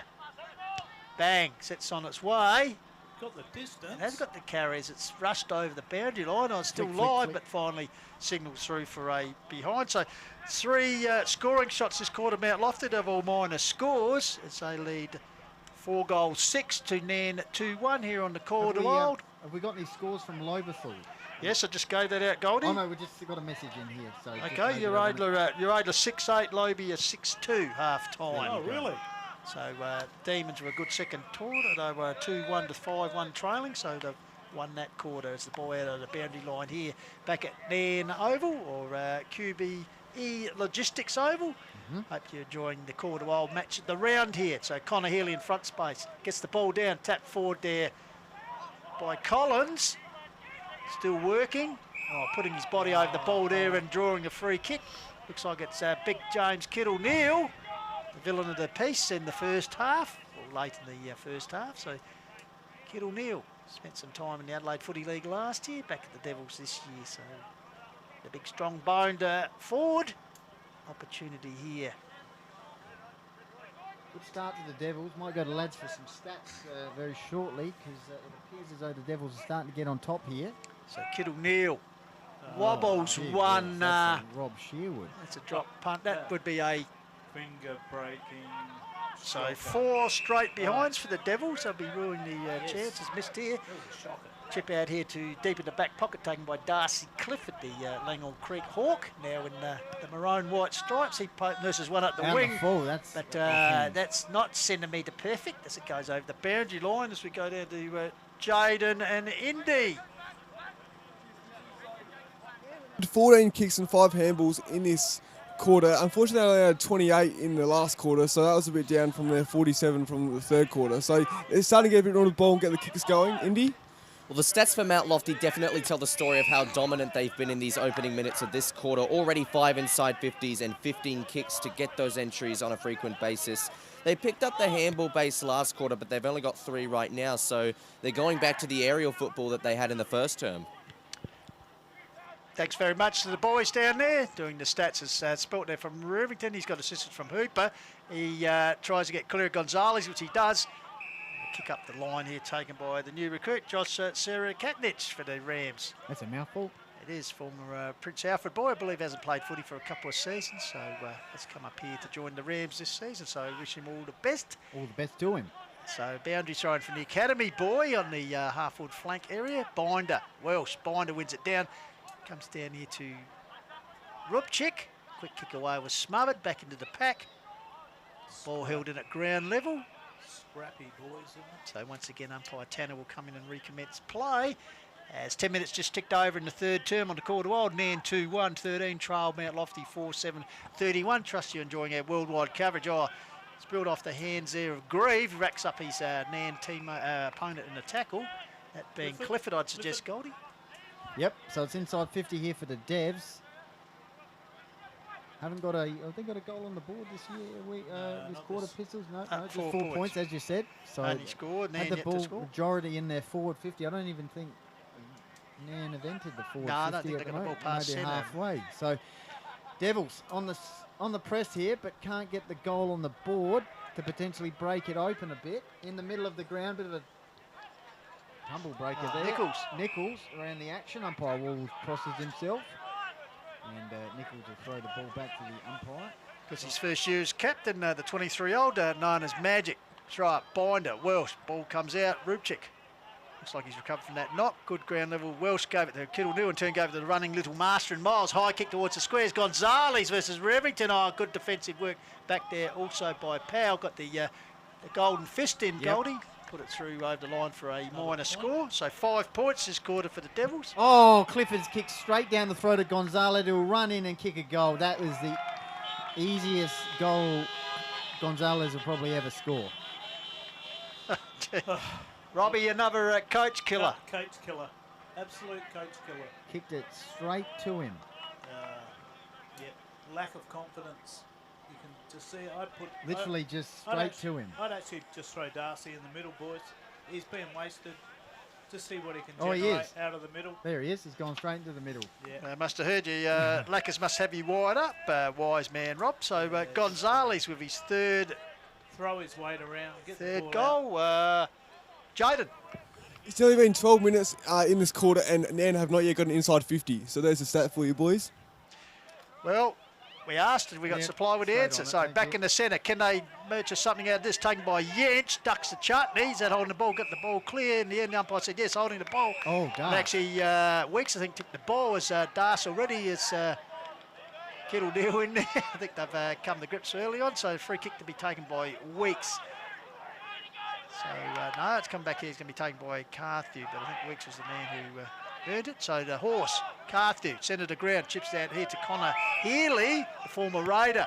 Chips it further afield, does it carry to Gonzalez? Yes, states it nicely. Close to the boundary on handballs to the run of a teammate in Callahan. Gives it back to Gonzalez, who's hemmed in. Gets towards Connor Mildy. Snaps high over his shoulder. That's on target. That's a That goal. goes through. Flynn, the cameraman, that could be well the goal of the year, I tell you what. Connor Mildy, take us through that one, Goldie. Well, tell you what, the Devs are on the charge here. Connor Healy kicked the ball inside 50. Nice work there from Gonzalez, tight on the boundary line, the old 1-2. Went flicking over the top to Mildy and a high kick forward and went straight through the middle, and he did the double fister and then a bit of a cobra to celebrate with Pistols. And they've extended the lead, the Devils, 6-8 to Nairne Bremer United 2-1. And I don't think many tipsters would have predicted this at the moment. So 31-point lead to the Devils, taken there by Here they go again. Carthew. Got the ball out there to the run of Collins. He goes forward. And mark taken here by Grieve. So Dougal Grieve. So he'd be about 45 metres out, Goldie, on a similar angle as we look at him from the Dreammaker on the Gumtree side here at Qube Logistics Oval in Nairne. So the Devils, 2-5. Nairne have not added to their half-time score of 2-1. So 6-8 to 2-1 at this stage. 31-point margin. We're Grieve, can he extend it? Right behind him here. Kicks. Now it's got a bit of a left action there. Pistol's gone through for a minor score, so that's sixth minor score from Mount Lofty this quarter. 2 goals, 6, and as Jaden said, Nairne haven't even entered the forward 50 during the opening 15 minutes of this third term. Yeah, it's a bit of a worry for Coach Lackenby, and Scotty Matson will be pretty happy. Lofty coach. So just repeating some of those half-time scores. Birdwood 9-3, Kangaroo 5-3, Uraida 6-8, Loberthal 6-2, Handel 4-9, Blackwood 1-4, Ironbank 8-9, Kersbrook 3-10. As back here the ball comes out, Hourigan playing up the field, flew for the ball, goes to ground, caught in under there, and umpire Ross Wall will come in and just ball up just outside the forward 50 arc for Mount Lofty in this third term as they work towards the Callington end. Binders, Welsh, Binder gets it down. Ball tries to fit out here. Gone. Taken there by Collins, I think. Held to him. They didn't have enough pry there. Ball tackled there by Rowanfelt. A little bit of push and shove again. So umpire Wall set it up. Welsh, Binder. Binder flicks over the top. Taken there by Weeks. Ducks the chutney as he's wrapped up. Once again, umpire Wall. I think the ball moved about half a metre there, Goldie. We'll have another ruck duel. We will. After the half-time push and shove, Rams haven't got the ball inside 50 since the second quarter. And we've gone 16 minutes in the third term here. Mount Lofty on the surge. 2 goals, 6 have kicked in the third term so far. Bit of a toe poke over the top by Yench. Connor Healy under pressure here from a couple of Nairne players. One of them's Burgoyne. And Lockie Cross. And Lockie Cross. So Wall, umpire Wall, throw the ball up right in the middle of Qube Logistic Oval. Nairne desperately need a goal here. Waterman under pressure, tries to get it out towards Mussolino. Oh, push and shove behind the play, and the umpire's seen it. Kid O'Neill and Rupchik. Meanwhile, called play on. Yeah. Here's a go. Having a Jamie bounce. Drew. Jamie Drew will set sail for goal from 40 metres. Look at them getting around Rupchik here. Sensational stuff. And undisciplined play there, leading to the goal. I tell you what, Daniel Lackaby be absolutely filthy about it. And there's still some chirp going on between some of the Nairne players towards the umpire as well. So Darcy going up to Rupchik and just saying, just calm down, son. Absolutely, and plenty of experience there. Big Darsh just advised him. So back in the centre, it'll be Connor Healy having a turn in the ruck, replacing Welsh. He'll be up against Big Butters Binder. So Mount Lofty, 3 goals, 6 this quarter. If they kick straight, Goldie, it'll be well and truly, but good lead at the moment, 7-9 to 2-1. Nairne haven't added to the half-time score. Back in the centre, Healy stayed on the ground, got the tap. Here's Rupchik directing his at the ball. Yetch coughs the ball up, close to the centre pitch. And, I'll tell you what, Nairne getting a little bit frustrated here, I'd suggest. And I tell you what, they just don't want their emotions to run away with their capabilities at the moment as far as getting the football. Binder. Fumble under pressure from Miles. Big man versus the little man. The big man wins out on this occasion. So big Isaac Binder has spent some time with Harndorf. Kicks the ball to the lead here. Waterman, who's moved forward and haven't seen a lot of sight as Burgoyne. Ball comes in. Oh, well done by Reinfeldt. Battled it forward. Mobbing up there's Nichols. Head down the skipper. Got it out here to Butler. I'll get you, Butler. He drives it long towards half forward. Here's a chance for Grieve. Oh, got his hands to it. Well sport by Clifford. Taken away here by Benny Powell. He's had a good afternoon. Here we go. Gets it out here towards Stumpy Lacutia. He's got time to steady. Puts it further afield up here towards the big betting man. Nielsen reads the ball well. But in that contest, Sammy Norton appears to be injured here, but he's up and about as Damo Nichols, the magic man, takes the mark. The Devil skipper goes short to his ex-skipper in Miles. In turn goes further afield. Out here and finds Wood of the Bennett variety. He goes further afield and finds... Grieve, Dougal Grieve. Absolutely dominating this third term out Lofty. Grieve, it's an unguarded goal square. He goes for it towards the left-hand side, minor score. Go to the stats that matter, lads. I reckon it's all favouring Mount Lofty at the moment. Yeah, you can just tell, Goldie, it's just unbelievable. Just the ball's in Mount Lofty's half. Nairne have only had 20 kicks and only had 7 handballs. Indy? Well, once again, we're looking at Mount Lofty's dominance in the aerial football with 31 kicks right now, 12 marks, and both of them have been really major contributors to why they've been playing so well in this quarter in particular. Maybe just a bit inefficient on the scoreboard as we've seen. 3 goals, 7 behinds in this quarter alone, but still really good at getting the ball forward, especially from the half-back. Okay, Guilfoyle, Carthew involved there, and the ball ended up here with Gonzalez. So in the right pocket, he tries a little bit of check side magic, perhaps a little bit too cute on that occasion, I'd suggest. So Mount Lofty have, well, Goldie, 3-goal 8. Yeah, well, Indy from was 11 talking about shots. the aerial advantage there for Mount Lofty, and that was a prime example with that play. Pistols are set up there. Absolutely so. Well, looking 7 really 11, good, the Devils. 53 to 1 13. Nairne have not scored since half time. Face a 40-point deficit here in this third term as a three-quarter No time. one's in the forward half for Nairne at the So moment. Clifford brings it back out. 2 Rams fight for the ball. Powell, the man in front, takes the ball. They might Kicks have it to quickly now. up here. Cross. Got a target up here. Oh, Cross, looking to be bouncing flat ball. there, Burgold's Cross takes the free kick. Quickly moves on. He's got Hourigan, one off against Guilfoyle here. Guilfoyle uses experience. Oh, got his hands up. Well done. Got it back to Wood. Oh, well smothered by Hourigan. He needs support. Got a chance here for Nairne. Great defence. Gets it out here to a teammate. Curling it around the corner. Cross, and Hourigan will take a mark. Okay. And good work there by Sean Arney, the young fella. I think that was a car. I think it was a car horn, Rob. So Darcy Hourigan the chance here to kick his 3rd goal. Only goal kicker for Nairne at this stage. The pass Centurion for Harndorf makes no mistake Needs a with lot that. more support. So Hourigan, he's doing his job as he raises a goal 20-minute mark of the 3rd term. The first score of the second half, Goldie, for Nairne Bremer, and to say they needed that would be a wild statement. They move along to 3-1-19. Mount Lofty 7-11-53 here on the Hills Footy Media Call of the Wild, coming to you from Qube Logistics Oval. The sun shining brightly and also shining pretty well for Mount Lofty, Goldie. Hillsfooty.com and Hills Football League Facebook page. Back to 34 points, boys. Umpire Tanner will throw the ball up. Hine against Welsh. Welsh won that one. Miles is around the action, trying to barge the ball forward with Nick Yent wrapping him up in the tackle. So umpire Tanner will throw the ball up at the 22-minute mark. 34 points to the margin. Then need another one before, well, another couple probably before three-quarter time. It's been all the Devils in this quarter so far, with goals to Gonzalez, Connor Mildy and Drew. So Tanner throws the ball up. Mitchy Hine, Stitchy. neutral battle. Here's a good work coming through. Collins. All over it. Once again held up. So Mount Lofty's just soaking it up here for a few ball ups. I'll tell you what, Goldie and Rob, I like the work of some of these young Mount Lofty youngsters. Collins, the Wood boys. Yep. Yeah, he's taken away by Reinfeld. He's been pretty handy this afternoon. The picture show man gets it forward. Big Das comes lumbering out. Ball spills free.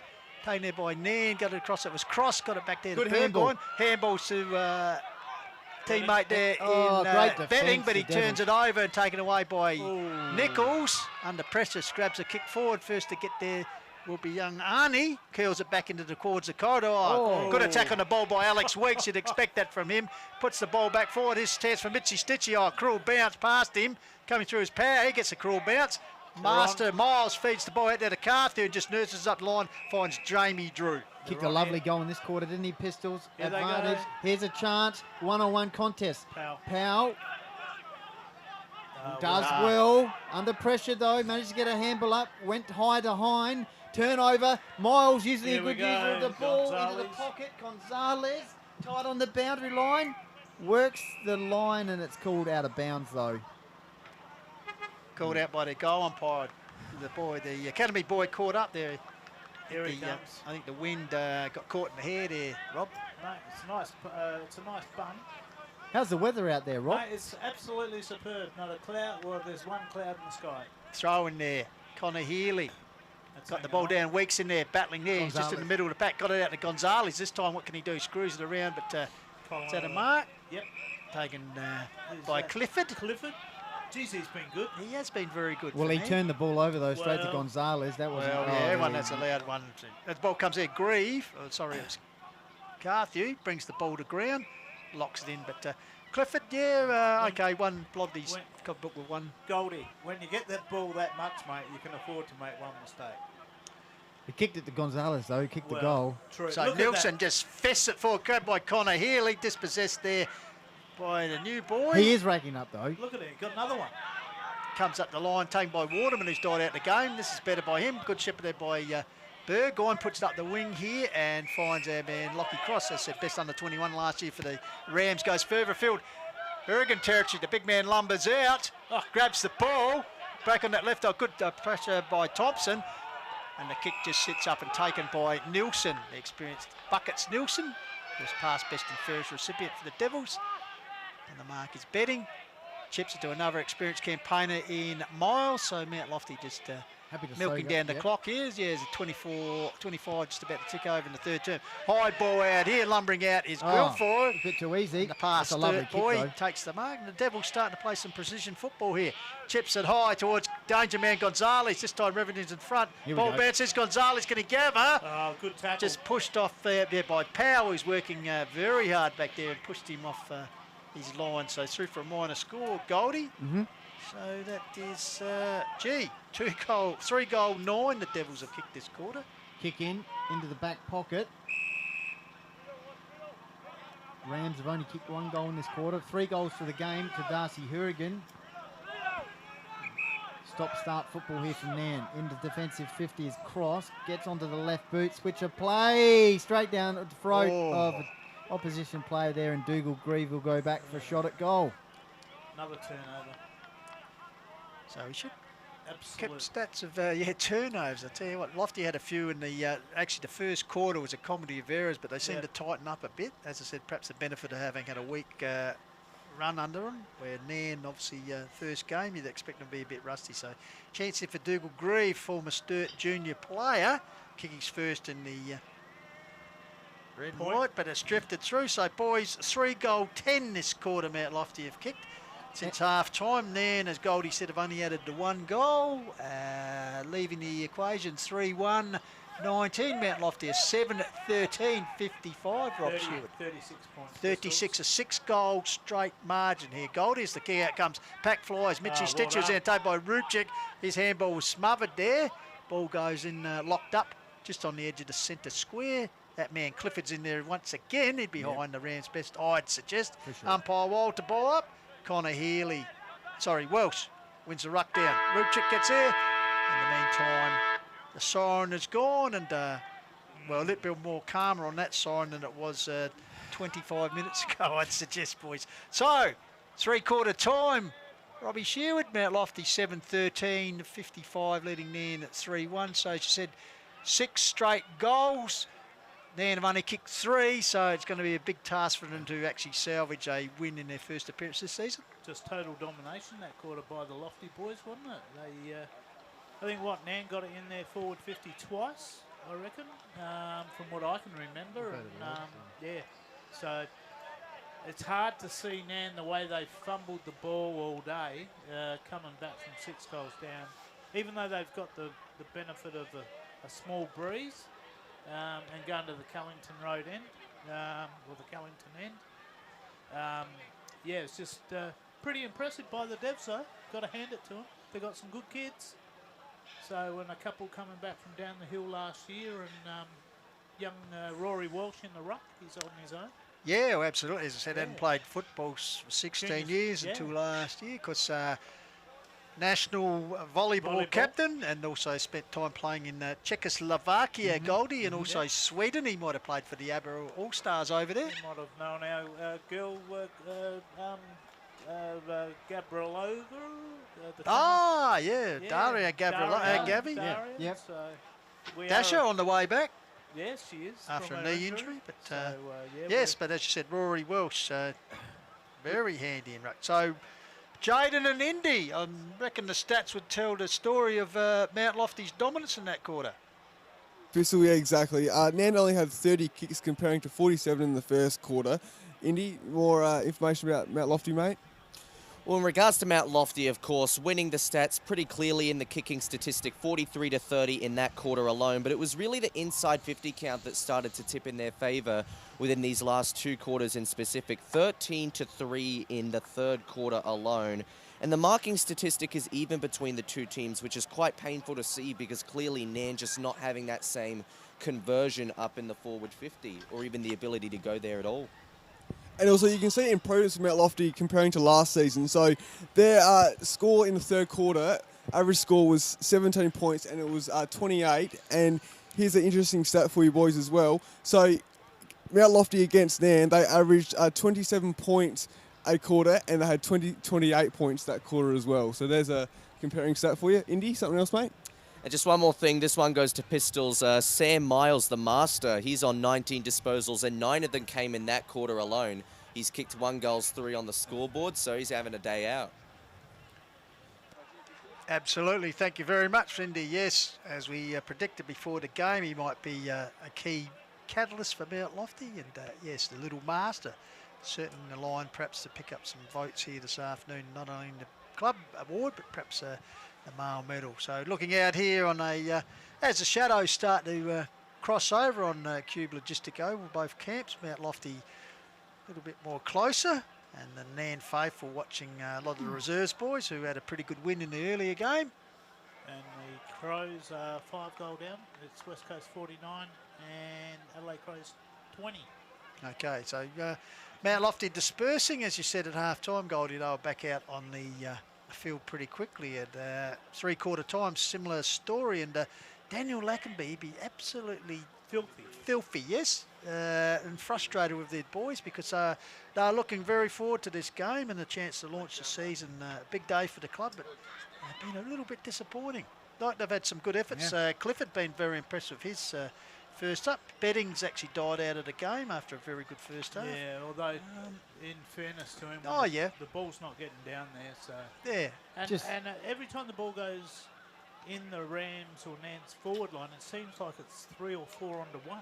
Powell's been busy. Kurt Warman, he's dropped out. Nick Yentz had a very good first half, not as conspicuous that half, that quarter. So, yeah, Nairne, 6 goals. Robbers said it's going to be, they'll be just looking for him to win this quarter and actually get some respectability back on the scoreboard because very disappointing, I suggest, with the build-up and the recruiting they've done. As we said, opening game for them, so take a while to gel, Goldie, but just some of the turnovers that have been caused, or 3 that we know directly have created goals. Basic skill error. Yeah, just even kicking outs. Yeah, absolutely. Straight down the throat of Gonzalez in that quarter. So, who they got in the ruck? Neil Hine. Sorry, Mitch Hine. Yeah, we'll get the nug out there. Mitch Hine against He's Welsh. cut the Bears jumper off. Weeks. Miles is in there. Both, Nick Jensch and Rupchich, or both of them are in there. So umpire will get us underway here. Now, the Rams kicking balls to Cullington end in this final term. They need a fast start. 3-1. They play Mount Lofty. 7 goals, 13. Welsh won that one. Coming through was Weeks off the cricket pitch area. Umpire will come in and throw the ball up. So goal kickers in that term for Mount Lofty: Gonzalez, Mildy and Drew, and Hourigan, who's kicked 3 goals for Nairne in the match so far. All 3 goals he's kicked. 3 goals, 1 Nairne. So ball up, Wall, Hine, won it down. Coming through was Jensch. Here's a chance for Miles. First inside 50 from Mount Lofty to start us in the final term. Got a good mark there by Hooper at centre half back, opposed to Mildy. Kicks it out towards the wing area. Got a teammate out here, or a couple of them. Here's a chance for Jensch. Can he gather it? He does. Got to use that left boot. Kick inside 50. Darcy shies it, puts the hands to the... Oh, anyway, kicks the ball forward, and that's gone out. Up, bouncing up towards Darce, who shielded his eyes just before. Nichols, Mount Lofty captain under pressure, dropped the ball, and that's holding the ball. Sun in the eyes, I think you're looking for, Goldie. Sun in the eyes, Goldie. Meantime, snap towards goal. Rowanfelt. That's a shocker. Rowanfelt. Minor score. Picture show, man. Sun in Absolutely. the eyes. So that's only the second score since half-time, boys. As Nick Rowanfelt raises the opening score to the final term. So they move on to 3-2 to 7-13. Devils well in charge. So it looks like it'll be big Roon Guilfoy to bring the ball back in for the Devils at the Callington end of the ground, who favour the broadcast side wing. Sets it up, big Rory Welsh looms, big leap, in front was Nielsen, got his hands to it, comes down here to Hooper, handballs back to a teammate, set him a big challenge, and well, he was going nowhere with tackle, but he's got a free kick, and that'll be young Braden Willis, one of the young Rams young guns. It's calling for it, but young Willis going back, of course, wearing the famous Ryan McGay number, made famous in the last couple of years by the Magoo man. Puts it up, Nielsen darts for a big climb, got his hands to it. Handball at the back to Nichols, found a teammate there in Nielsen. Guilfoy, who got the ball out wider to Nielsen, who just nursed it along the wing there to out of bounds on the full. On the full, was it? Sorry, boundaries showing. My apologies there. Even be, commentators make mistakes. Might be on the full, mate, is it? No, the Academy boys there. The Academy boys there. So he'll pitch the ball back in. Welsh versus Betting. Betting hooks it over the back. Good tap. No one's in. Oh! Beauty! Lockie Cross! And I'll tell you what, that was a great build-up. I hope Finn Rogers got that one for Dartfish. A great tap over the back Goal of the day by there, Betting, and then just nailed into the back of the net. Did not even touch the side. And the terrorists have gone berserk here at Anfield. Have a look at the replay. That was High Marsh Island, High Marsh Stadium stuff. Lovely. That's superb by Lockie Cross. Who needs your hands when you just nail it? Okay. So, is this the start positive start at the 3-minute mark of the last term, and as I said, they needed that one as they move on to 4-2 to 7-13. I reckon that'll be in the Dartfish highlights on Hills Footy Media. Back in the centre, umpire Walls sets it up. Mitchie Hine wins a tap down, tapped by Rubchik. Tried to Russell Ebert style help. Got it to his brother and Micah. Gets a quick kick forward. It's a chance around, bouncing ball.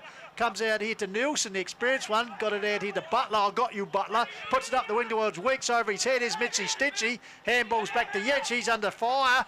Gets a clearing handball away. Coming in his miles. He looks like he's looking for the boundary line. Gives it back to Drew. In turn, gives it back to Weeks. Gives it to Kittle Neal. He's trapped, but finally got his boot to the ball. Tumbles one up. Getting his hand to it there was Clifford. Ball comes back in. The Rams bring it back close to the boundary line towards the big fella in Betting. And that was Sarah Katnich in his debut, just kicking the ball along the boundary line. So out over the line in front of the Dreammaker. The umpire's just discussing here the boundary Academy boy not fair. He's called for a boundary throw in. So yes. So and you'll bring it in here, Pistols. Rams just starting to build a bit of momentum here. They did have a lot of momentum during the COVID period. They kept training hard, so see how the fitness level goes here. Burgoyne goes towards Rupchik. Kick inside 50. Darcy's the target, goes over the back of him. Usually classy in these situations. Darcy will run in and kick a goal. Number 4. I tell you what. 5 goals 2 now, man. 23 points. 23 points the margin. 5-minute mark in the final term. Starting to get the charge going here. Great work in the centre, Mitchie Hine and Rupchik, and Long, and then Darcy just showing his experience there, and he's very good when the ball goes over the back. Just getting away, slipping his opponent, and well, as you called it, 4 out of 5 for the big fella this afternoon, and perhaps a few more on offer as back in the centre. So Mitchie Hine, of course, we spoke to his father, the legendary Nugget at half-time, so he'll be pretty keen to see the Rams get a few more. So Hine, this time toned by Miles, sensed the danger, so he gets his clearance kick for the Devils, puts it up towards Connor Healy, bouncing ball. Here's Gonzalez, he toe-poked it the wrong way, then follows it up in pursuit as Revington. Flicks the handball back towards Wood, he stretches, he takes the ball in mid-air, wrapped up in a good tackle there. On the cherry. And a good tackle applied there by Jackson Stumpy Lacudia for the Rams. So right in front of the adoring faithful on the terraces. He chips it high, but Rupchik over the top, taken by the villain in Kittle Neal. He puts it up forward to Mildy. So once again, a bad turnover goal. Skill error. Great work by young Lacudia, but the kick just didn't hit the mark, unfortunately. Yep. They were off too. They were. If he had it. Connie Mildy kicked the last goal for Mount Lofty at the... Oh, that high snap down there, if you remember, in the pocket. Oh, no, not the last goal. He kicked midway through that last term. He loves it. He's gone a double copper again. And that's a settler for the Devils, and it came from a Nan turnover. I'll tell you what, he's the opportunist, Connor Mildy. That's a great shot from the pocket area to Sean Tate. Terraced pocket. So the Devils, after Nairne made that little bit of a mini charge at the start of this quarter, the Devils has fired back with a steady there from Connor Mildy. So they're 8-13-61. Nairne a 5-2-32. Rob Shields, so 20 Back to 29 points. 29 points if the Scott Creek College maths education is right. They've got to kick 5 goals in 13 minutes. Well, can they do it? Struggle to kick 5. It's a goal every 2.5 minutes. So Hine versus Welsh. Hine, a big leap, got the hands to it. Taken by Miles once again, attempts at second clearance. Fantastic. He is. And he's held up in a good tackle applied there for Nairne by Nick Yench. So umpire Tanner will come and recommence proceedings once again in the centre circle. Welsh, Hine got that one down. Take the whoop chip, threads his way through. He's caught though. Welsh does well for a big man, followed up with a tackle. Dispossess his Micah Rupchik. Looks for support, gives it to Kurt Waterman. Grubber kick. He's going to cough it up as Nielsen puts down the big arms and attacks it. Taken back here to Guilfoyle. Gone. He's held up out to Norton. Norton with a handball to Miles. Miles with a clearing handball back to Nielsen, who's found space. He chips it out wide.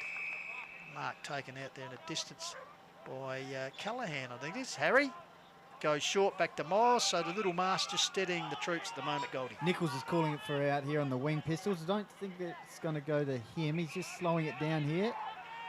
Just maybe directing traffic out towards Nairne's interchange bench. That's where he goes. High ball. Intended target there. Here's Rupchik on meantime. High ball on his left boot. 1-on-1 contest. 1-2. Is that a mark? Yes, it is. Yep, double grab the betting. The big Good sheet. betting. The big sheet. He kicks inside 50 on the left. Who's the target? Well, it's a Mount Lofty player. Nielsen, just the Mark big. Nielsen. So the buckets. Said pass best and fairest. Of course, Sturt League football in his time. Chips the ball up the line. There we go, Weeks over in. Devils. Ooh, Cross watch here to out. Weeks. Looming there was Cross. Good spoil. Yench against Carthew. Oh, good work by Carthew. Trapped the ball. Called, well, I reckon that was play on, boys. But anyway, resultant free kick goes to the horse. Adam Carthew. Wing area right in front of the Dreammaker. He goes a short one up the line to Weeks. Weeks runs into space, goes long. Kittle Neal looms. Off hands. Handball by Binder, intercepted by Collins, comes back to Powell, been impressed with his work this afternoon for the Rams, takes him out of defence, out wide. Here's Stumpy Lacunia. Off he goes. This might be a better disposal, and it is as he's picked out. A Mount Lofty player. Wrong, must be colourblind, he picked out Roon. Well, puts it back in the centre, here's the horse. Just galloping in the midfield, takes a mark for the Devils. Good call. Kick towards centre forward. Oh, over the top of those two players, collected by Nick Yench. Out towards Cross. and Cross takes the mark. Willis involved. So Cross. Nairne need the next one. Kicks it towards the half forward line. Hines down there. Chopped out once again though by Mount Lofty player, and at that time it was Roon Guilfoyle. Just see that wall they've set up with the top height back there, Nielsen and Guilfoyle, Goldie. So Guilfoyle brings it back. Here's another tall man in Connor Healy. Gets rid of Binder at the back door is Clifford. He's under pressure from Mildy. Oh, well done by ground level by Clifford. Got it out here to Waterman. He's under all sorts of pressure. Intercepted by the horse in Carthew. Gives it to Collins. The youngster finds space. Oh, good vision. Out here to Weeks. He'll take it in front of the half decking. Sets sail for goal. If he finishes off, this will be a merit. No, gets it in there. One-handed by Welsh in the goal square. Goes to Crown. But some good vision there by the youngster in Collins, Goldie. Very much so. And they've got it into a dangerous position here. Pistols and Rob. I reckon Walsh got his arm to that because he fell over. Right on the edge of the goal square for Lofty. One more goal. Oh, could be well. dangerous tap. Clifford, dangerous handball. Yench, off he goes, onto the left boot. Kick outside the defensive 50. Out towards the boundary line. And Mount Lofty player there trying to keep the ball alive. Yeah. Don't know why they kick out to that far side. They've got to come back through the middle now. They're still 5 goal down. They only got 10 minutes left. So 11 minutes gone. Nairne 5-2. Devils in charge 8-13. Here we go. Here's a chance. Rupchik puts it out wide, looking for Cross. Intercepting was Wood. Comes down into the picture man. Rowenfeld on his left. High ball towards Darcy. Getting in front of him was Thompson. Ball spilled. Darcy taps it to his advantage. Going to ground there, I think, was Anderson Wood. Under Mitchie Hine. So chance here. Nairne need a goal from this forward surge if they have any chance of salvaging something. Hine wins the ball down. Miles taken. He's beset by a couple of Ram players there. They hold the ball to him. So once again, umpire Tanner will come in and ball it up inside the 50-metre arc. Jaden and Indy. I think it was the two Ripchick boys there involved. We've got some stats. The stats for the fourth quarter, boys: 17 kicks to Nairne, 6 handballs and 8 marks. They've had more inside 50s than Mount Lofty, with 7 to Mount Lofty 4. Indy? Yeah, certainly 4 inside 50s, as Jaden just mentioned, but also only 5 tackles. They've clearly taken off the pressure, but realistically, at a time like this, they don't really need to apply too much more here, as long as they can maintain possession of the ball, and they've had plenty of it. Still 20 kicks and particularly 10 marks. They've been marking a lot from the defensive 50, as they have for a good portion of this game. So Little Master lapped up in a tackle out there. Wins a free kick for Mount Lofty. Gets around his opponent there, puts it forward. Competing there well was, I think that was Grieve. And body dived the line right in front of the terraces as the sun starts to lengthen the shadows. Throw in Welsh. Binder gets down, trying to get through, was Jens, held up, trying to get the Ruchik. High tackle applied there. And then just getting a little bit sloppy now. Meanwhile, paid to advantage. No, umpire Wall says it will have to come back. So it looks like it is the Little Master. I tell you what, Sam Miles is called by the boys at three-quarter time. I think, yes, would be close to getting the votes here this afternoon for the Devils. And Mount Lofty will be pretty pleased to get the 2 points. 8-13, 61, lead Nairne 5-2. 32-13 minutes gone last term here on Hills Footy Media Call with the Wild Trust. You're enjoying our stream worldwide. So Little Master sets sails from outside 50. Not the best kick, but it's taken by Weeks. I tell you, watch the replay and say that was planned, Goldie. The wobbler. Oh dear. I think this might be Collins. Yep. Three-quarter time. Weeks. Three-quarter time over at Blackwood boys. We've got Harndorf 5-12, Blackwood 2-5. So Alex Weeks wouldn't have kicked many goals last year, Pistols, or at least below 8.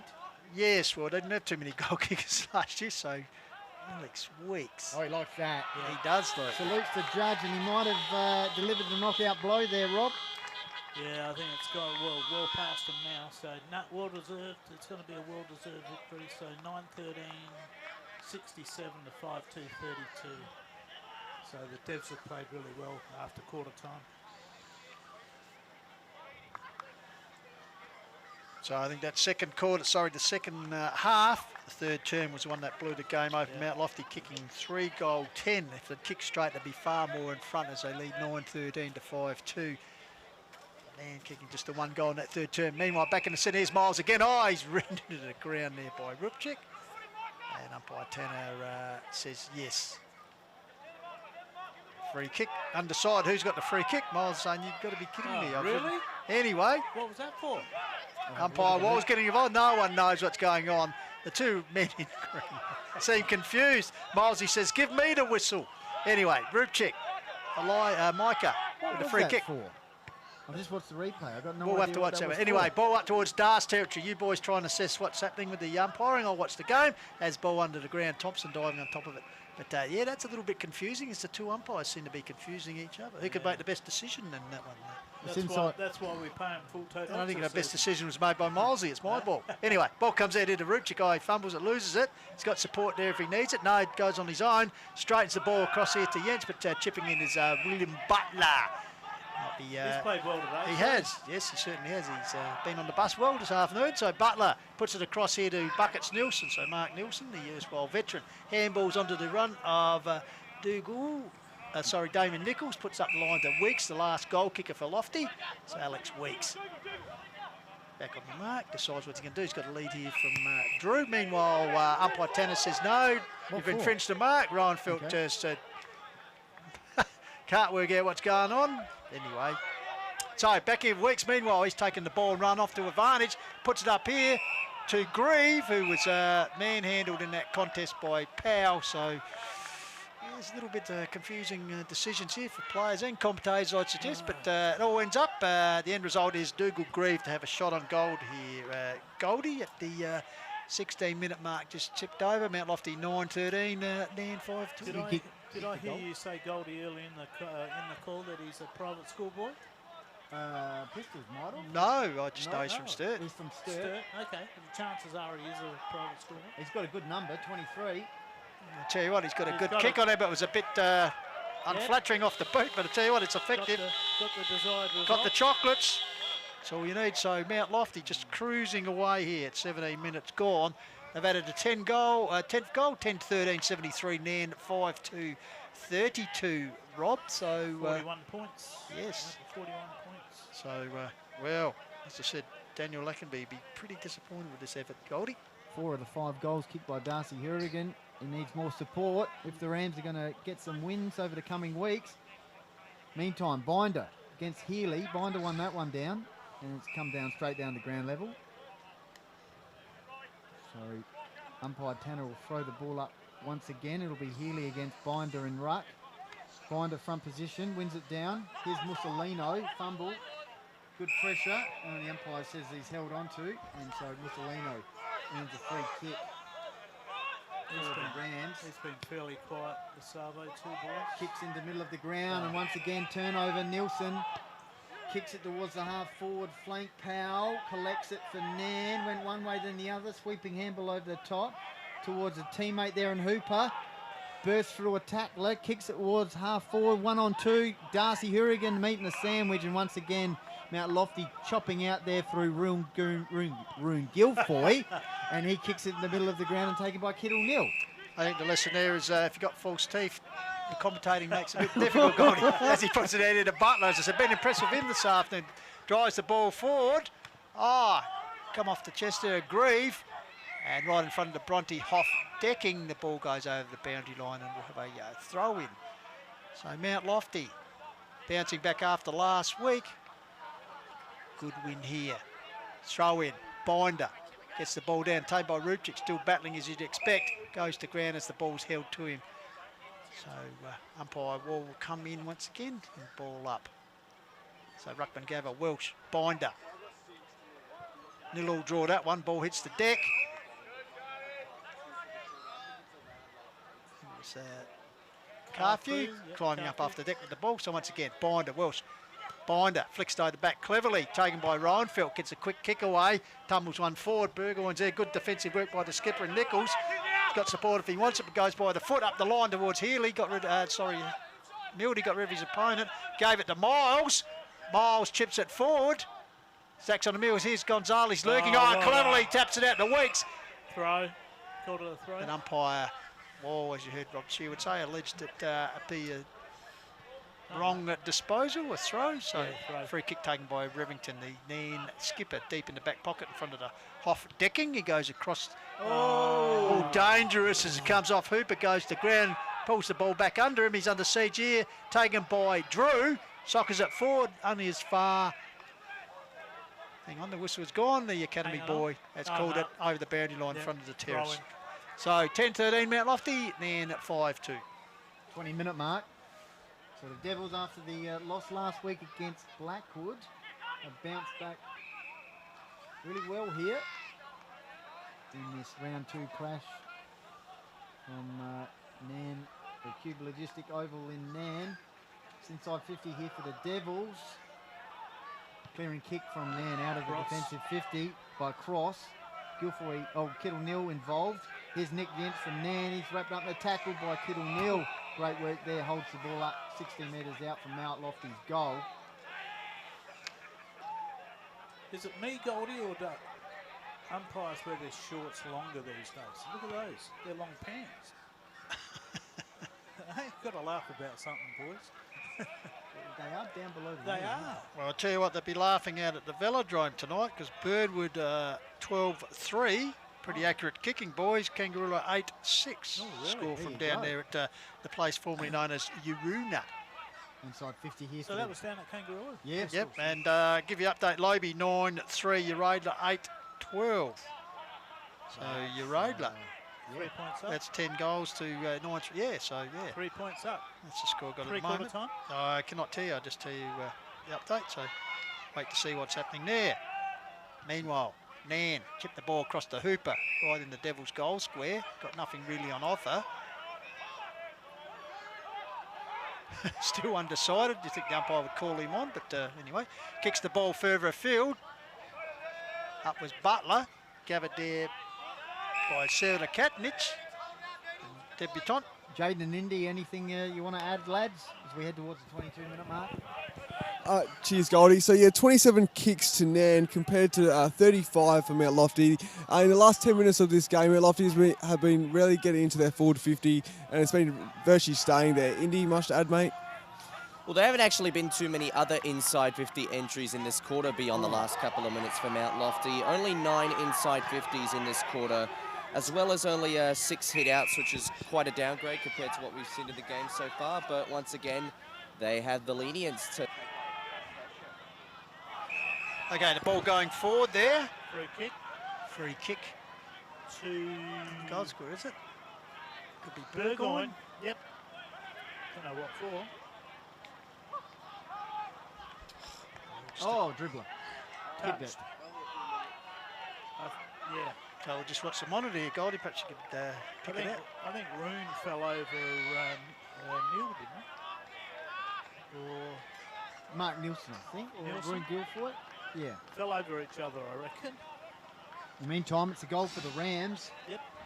So they're third for the quarter, which equals Mount Lofty's return, but still far in the distance. 10-13, 73 to 6-2, 38 in favour of the Devils. So the Devils, 23 minutes gone. Looks like they'll get their first win on the board for 2020. Umpire Wall back in the centre. Welsh versus Binder. Welsh gets it forward for the Devils.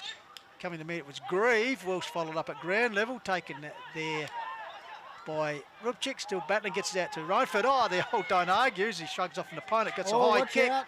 High kick, oh, Good courage. good Both courage players there. It's called by Goldie by Nick Yench.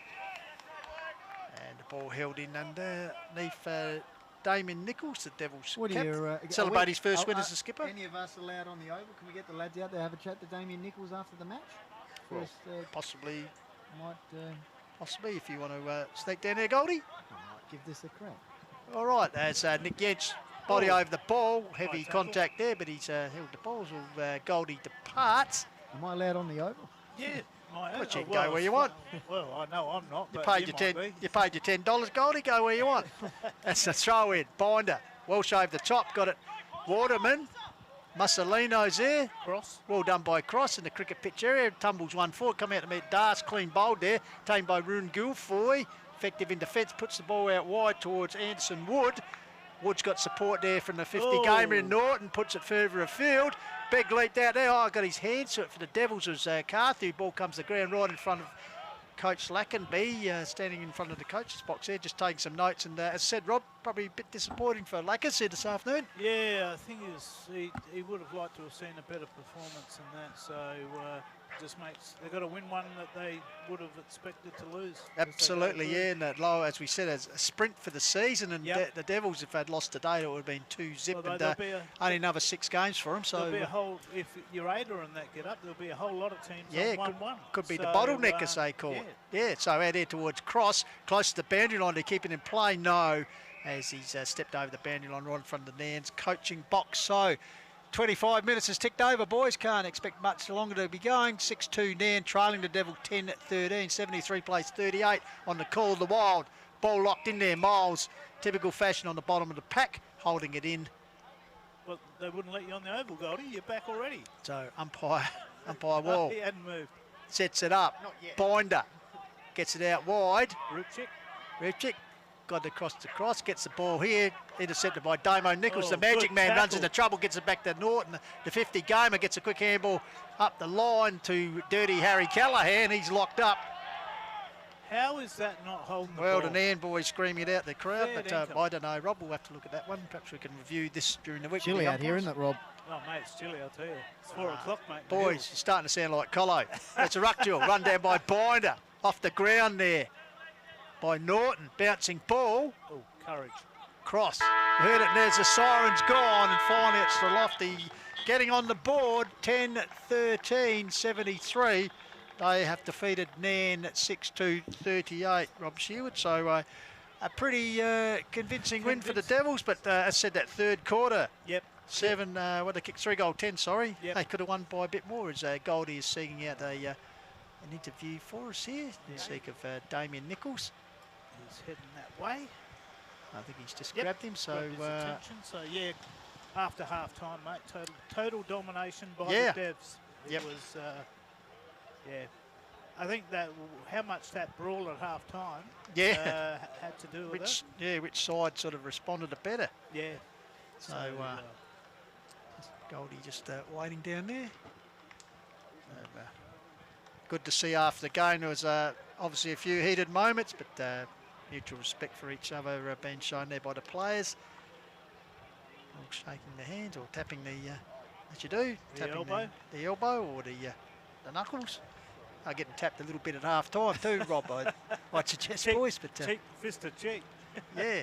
There's some good ones thrown, so no. It's all that's why we love community footy, mates. Played with real passion and it was good to see. Absolutely. So Damo Nichols just making his way in his first win as captains. Will go down to Goldie. Here we are here down at ground level, and Damien Nichols, first win as captain. How's that feel? Oh, it's great, mate. It's tough competition. Man, very good. Held up their own, but come on with the goods, really good. And a good response after the loss against Blackwood. Yeah, I think that was our driving factor. Round 1, not knowing what to expect, and then bounce back like that. It's very nice. We'll enjoy. Yes, cheers, mate. Cheers, mate. Thank you there to Goldie. Filling in for Colo as the boundary man this afternoon, getting the thoughts of Damien Nichols. So, they'd have to be happy with that, Pistols. Oh, you get a win as 35 point. Yep. So, what we might do while we wait for Goldie to come back, Jaden and Indy, just give us the rub down of why Mount Lofty won with the stats. Cheers, Pistols. So, Nairne looked really good in the first quarter. They had 47 kicks, had plenty of handballs. Their running game was really good. And then it just flipped on its head from probably about, I reckon, the 20th minute mark of the first quarter. Mount Lofty actually played their game, and Nairne only had 35 kicks in the last quarter compared to 47 in the first quarter. And kicks really declined as well. The pressure was good at Nairne, through the whole game. They had 27 tackles and 21 tackles in the second and the third quarters. It just declined a little bit in the end, but I think that's what you get for the first game as well. Indy, you want to elaborate a little bit more, mate? Yeah, well, I got to back up Jaden. Of course, the start between the two sides was pretty even. In fact, Lofty losing the disposal count in that first quarter by 11, but from there, particularly that second quarter, it was a blitz in their favour.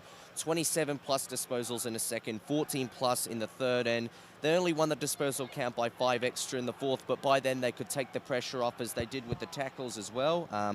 But they lost the tackles in every quarter this game, surprisingly, Mount Lofty. They didn't need to apply the pressure to get the balls themselves. They took a lot of marks compared to their opposition, with 13 in the second, 10 in the fourth. Those were the 2 quarters where they really just stopped Nairne Bremer from getting the ball forward so easily. And while we don't show the total numbers here, we can see quarter by quarter that for the most part, Lofty won every stat in the game consistently, bar just a few key couple, like handballs in that first quarter. They weren't playing so mobile, which is why the game was pretty close. But in that second, they bursted open with 17 extra handballs, and from there, they kept winning the handball count in every quarter onwards. And once again, you just have to look at those inside 50 numbers, because it's a really disappointing story for Nairne Bremer. They won the inside 50 count overall by about 3, but it was that third quarter where Mount Lofty just got it on their terms, and Nairne didn't have a response. So to sum up, really, it was just Nairne Bremer's inability to convert up forward. And some positives from Nairne. They usually only scored 1.5 goals in the last quarter, and they scored 3. And like Indy said, they did get inside 50s. Just unfortunately, they just couldn't get in there fluently. And Darcy Hourigan averages 6 goals against Lofty and scored 3 today. Just unfortunately, Nairne couldn't get it in there. And here's some record stats for you boys. So that was Nairne's lowest score against Mount Lofty. It was 38 today. The previous was 43 in 2014. And it is also the lowest aggregate score for these two sides since 2010. So today it was 111, and previously it was 130. So there's some record stats for you boys. Back to you guys. Well, thank you very much. Just bringing the big stats there, Rob. Mate, pulled out the big guns at the end of the game. So, we could have. Who would have thought that? And, of course, Mount Lofty extending their victory over the run of victories since 1987. They haven't lost a A-grade contest to Nairne, but, of course, they haven't always played in the same division and the same competition. But anyway, the Devils marching in today with a good win in the end, 10-13, 73 to Nairne Bremer, 6-2-38. Goal kickers just quickly for Mount Lofty.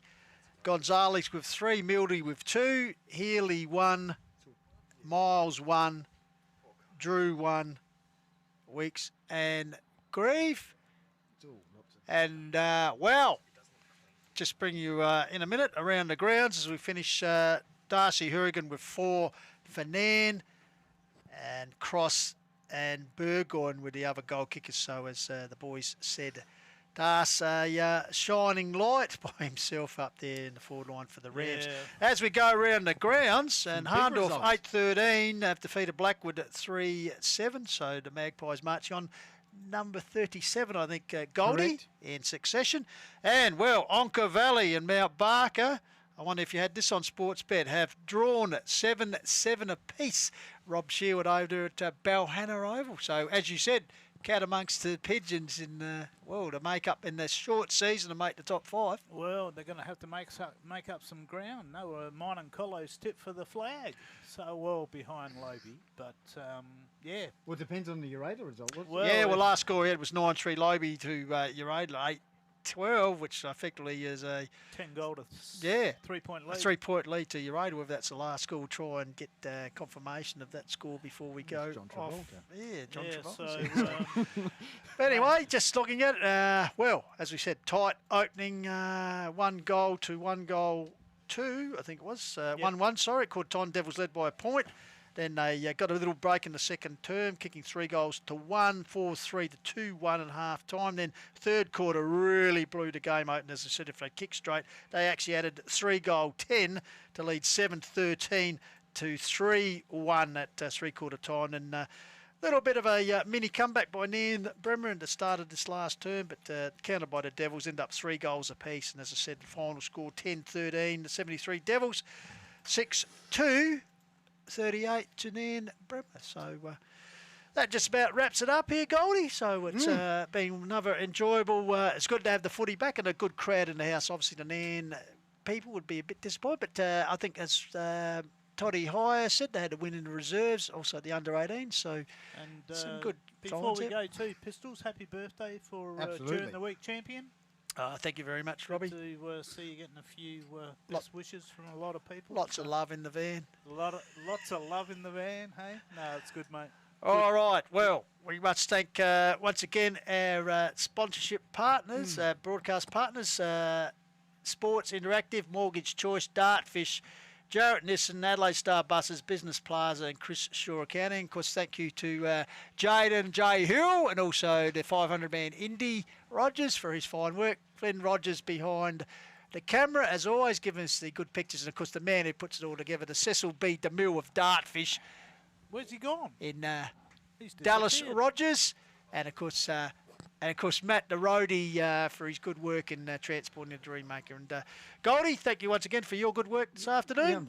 No, it's good to be back out here at Nairne Pistols. Beautiful conditions. I was expecting a bit of rain during the week, but none of that today. And, of course, Robbie Sherwood, great to have you back on board. This beats Wailer, I think. Mate. Oh, mate, yeah, no. Well, the oval's not quite up to the Wailer scratch, but, hey, it's just the vibe of Hills footy. That's why we come each Saturday. Absolutely. We can't beat the vibe of Hills Footy, because you'll find full coverage here on Hills Footy Media in the Quarter Wild. Don't forget, get on board at hillsfooty.com and, of course, Hills Footy Unplugged during the week, where we have all the news, views and interviews, Goldie, about Hills football. So hopefully this week we've got a couple of surprise guests, hopefully. Okay. So until next week, when, of course, we're going out to Lobie, looking forward to that, Lobethal versus Blackwood. So given today's results, could be an important result for both those sides in the context of making the final 5 in this different 2020 season. But on behalf of the team, this is Pistol signing off from the Core of the Wild. Trust you've enjoyed our coverage. We'll catch you next Saturday here on hillsfooty.com. Until then, keep on chasing your goals.